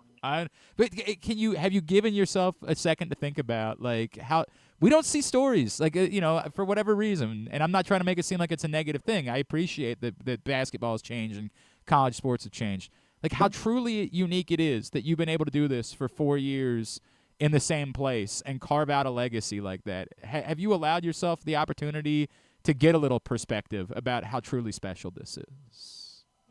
Yeah, I mean, I kind of look at it as kind of regular because, that's kind of person I am. I just, I like to stick to my guys and just fight things through and work things out. It's just really a blessing that it turns out like this my senior year. So I'm just glad to see where we go. Man, we're all enjoying it right along. The only bummer now is you guys have become such a good road team. I wish there were still some more road games to be played. Yeah, right? Like, it's almost crazy to me for everybody that was knocking you guys on the road. Like, now you can't lose on the road at this point. Yeah, I mean that's kind of hope going into late March. No doubt about it, dude. No doubt. It's been special to see. Julian, I can't say it enough. I wrote about it a couple weeks ago. You've become one of my favorite stories in Maryland basketball history, dude. Everything that you have been through, and to be authoring the season that you've authored this year, you've carved a really special place in the history of this program, man. And to the point, we know it's not done yet, and we can't wait to see what the next chapters are and what you're going to do over the course of the next few weeks, man. Thank you for spending a couple minutes with us this morning, man. We really appreciate you taking the time for it. Appreciate you having me, man. Absolutely, dude. Julian Reese, or Juju Reese, sorry. Even Griffin actually got the confirmation. And I mean it. Like, it's a really, truly special story that Juju Reese has authored. And the likes of which we haven't seen in a long time, and I don't know that we're going to see again. We just don't see 4-year guys on both sides of the equation, right? You got guys that are special players and leave after 1, guys that just get frustrated with their circumstances and decide they want to be elsewhere. But, he's had 3 coaches because obviously he came in and Mark Turgeon left pretty quickly, and then Danny Manning was the coach for the rest of that season. And then we've seen ups, downs, all of it. Just a special story, special player, and deserves a truly special day tomorrow. I don't remember when the last senior day was for Maryland basketball that really felt like it mattered. And I don't want to take anything away from, guys that were nice players for a couple, I guess Melo Trimble's senior day was special. I'd be unfair to not point that out. A great story, man. Great story, and awesome to see, and happy for Juju Reese again tomorrow against Northwestern for senior day down in College Park, and appreciate him taking the time for us. All right, you want to go ahead and go over the non-sports stuff? Yes. Yeah. Severance, new episode of that on Everybody today. keeps telling me I got to start watching. I have not yet. Yeah, you don't have to. I haven't started either, but we'll get to it eventually. Yeah. It'll always be there. I think I told you everybody I'm doing a rewatch of Veep right now because it came up at trivia a couple weeks ago, and my buddy was like, "You watched Veep?" And I'm like, "I did, but." It was still on that cusp of, I think we had TiVo at that point, but I don't think we had it at my house. And so, 2010-ish? Yeah. No, it was around that early. We had it, but maybe I don't know why. I was like, I definitely didn't watch every episode of Veep. I never watched. I should watch it straight through. So I'm doing a Veep rewatch straight through. 2012. So Severance, and then I think I moved in with my wife by 2012. We definitely had DVR. I don't know why I didn't watch every episode. I know you're very excited. It is the season 7 premiere on Netflix today of Formula One: Drive to Survive. Oh hell yeah, man! Yeah, I've been waiting. It's out today, so I know you'll be turning that on as soon as the show's over. Yeah. And we do have Netflix. You know me. I'm trying to think if I could name another driver that's not Lewis Hamilton, and I can't. Max Verstappen. That's exactly what I was trying to come up with. Yes. Lando Norris, right? If you say so. I think that's his name. I'll believe you. He drives the car. I think he's McLaren. Sure. Yeah, of course. Terry McLaren, absolutely. No, not Terry. Oh. It's just the car. Yeah. There was one, in the last 2 weeks, they were doing some, pageant. There was a Formula One pageant. I don't know what it was. It looked like the Oscars. I don't know what it was. And, everybody was tweeting about it. We're still doing the bit where we pretend like we care about Formula One. My timeline was filled with whatever this Formula One pageant was. Yes. Correct. We all love it. Yes, obviously. I just named 3 drivers. Exactly right. You're I believe, another one of your favorites, Charles Manson. Yes. Yes. All the posters on my wall. Chaos, the Manson Murders documentary on Netflix. It's about time we give that guy the attention he deserves. Based on apparently, based on the book Chaos that someone wrote. Sure. But yes, that's out there. Oh, and another big one. It's a big day for Netflix because also they're just kind of pushing them all just together. Just get to gemstones already. Charles Manson, Formula One, and Plankton the movie. Hell, that's on Netflix. Netflix? It's not on Paramount? That seems odd. Yeah, because it looks like they're kind of separate. The animation style looks awful. Oh, in this really? Plankton movie. It looks like it's this. It's not great. They should have just done a SpongeBob movie. I don't know. Fair enough. But we get Plankton's backstory a little bit here, I think. I did love SpongeBob when I was in college. I did when I was getting high. It's a great show. I definitely watched SpongeBob, but my kids. Still making new episodes? When they were babies, it was nice to have a channel where SpongeBob was on because I knew that would keep their attention, but nothing beyond that. It was a great show. I'm sure if we go back now, there'll be underlying themes to every episode, and it'll make sense. I remember loving watching it, but I remember loving watching it specifically when I was high. A fun one on the Roku channel with Keanu Reeves and Gard Hollinger in their show called Visionaries, as they founded a motorcycle reimagining. They reimagined motorcycles at this motorcycle company. This seems like one of those things where they probably started this during the, I want to say, the actor strike thing, like when you couldn't do anything scripted, and I feel like it must have taken them some time to get it out, and now they're finally able to get it out. So you got Keanu Reeves talking about bikes, if you're into that. That's on the Roku channel. Right. Lady Gaga will be hosting SNL. She'll also be the musical guest. So Lady Gaga, double duty tomorrow night. I like Lady Gaga. I do. And I like the idea of Lady Gaga as much as I like Lady Gaga, right? Like I don't know at this point. I'm just gonna leave it. I like Lady Gaga. I'm sure it'll be fine. Joker 2 was awful, but yeah, it was awful. It was awful. Well, I didn't see it. I'm not gonna lie. I didn't see it. So you just lied. Yeah, I did. Maybe you'll love it. Maybe you'll love it. I know it's true. Maybe it's for you. Yeah, maybe right. I'm the one guy You're on the the planet. Guy I was that like, they made what are you Joker guys 2. talking about? This is great. American Idol Sunday night. The Americas, of course, Sunday night on NBC. Just get to the point. Last week was the Wild West. We got the Rainforests tonight. God, get to the point. On the Americas. Yellow Jackets, new episode of that, new episode of 1923. Late on Sunday night, a little bit later than normal because some stupid show's premiering. But John Oliver will be at 11:30 on Sunday night. What, are they doing an hour of Gemstones? I think so. It's the Gemstones. At least when I wrote it down, it was that John Oliver will not be on until 11:30. Gemstone starts at 10. Season 4 premiere of Gemstone. But then they would have to do what's coming on at 11. Maybe there's something else. Yeah, I got questions. Oh, the Wet Lotus also an episode of that before Gemstones. But that's at 9, yeah. right? Yeah. HBO schedule. Are they? Let's see if I imagine Hang on a second. I don't think I would do this by accident. No, I believe you. I just don't know why, like, Gemstones. Or would I made impact. a mistake. Who knows? But that rarely happens. That sounds like something you would do. No. 10 o'clock. 10 o'clock. That's not like me. Righteous Gemstones until 9. Hang on. What? When I'm going to TV Guide, I'll This is very weird. TV Guide's never been wrong. So, wait a minute. Oh, it does this thing where like everything's off by an hour. Yeah. What is? So this? yeah. Oliver won't start until 10. It says 11:25. But they're going to show the Gemstone episodes back to like they're just going to show it. Is it the same episode back to back? I think that's what they're doing. I think they're just repeating the episode. They're showing the season 4 premiere back to back. Very odd. I don't know what to do with that. Whatever. I mean, except be happy that I have a reason. I have a reason for living. That's what I got. The best show in television. Period. John Oliver can't come on before 11, so they were like, we don't have 15 minutes of of filler. That's very weird. Look, man, there have been other shows that I've liked in recent years, but Gemstones is the best show on TV. I like White Lotus. I enjoy White Lotus. I enjoyed Shoresy. I enjoyed Letterkenny. They're all great. Gemstones is the best television show there is, period. And I'm better than The Wire and... Well, not. I said right now. Oh, right now. Right now, it's the best show there is. Well, Survivor still exists. So. Yeah, thank you.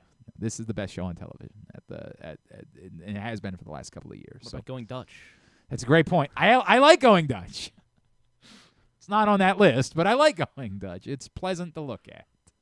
All right, that it? We good? I think so. Well, you got Drive to Survive. That's technically on television. That's right? true. Well, I guess. Thanks today to Juju Reese. Thanks also to Stan the Fan for checking in. We'll get it up in the Greatest Hits section. And please let me know that I was right about the hamster wheel race, which I am. We'll get it all up in the Greatest Hits section of the Can You Take Me Higher? tab at GlennClarkRadio.com. Paul and Zach Moore will be with you 5 o'clock on Sunday for the Bat Around. We will be back.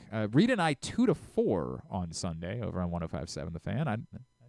For reasons, 2 to 4, and then Big of course 2 p.m. slot guy now. All right, congrats.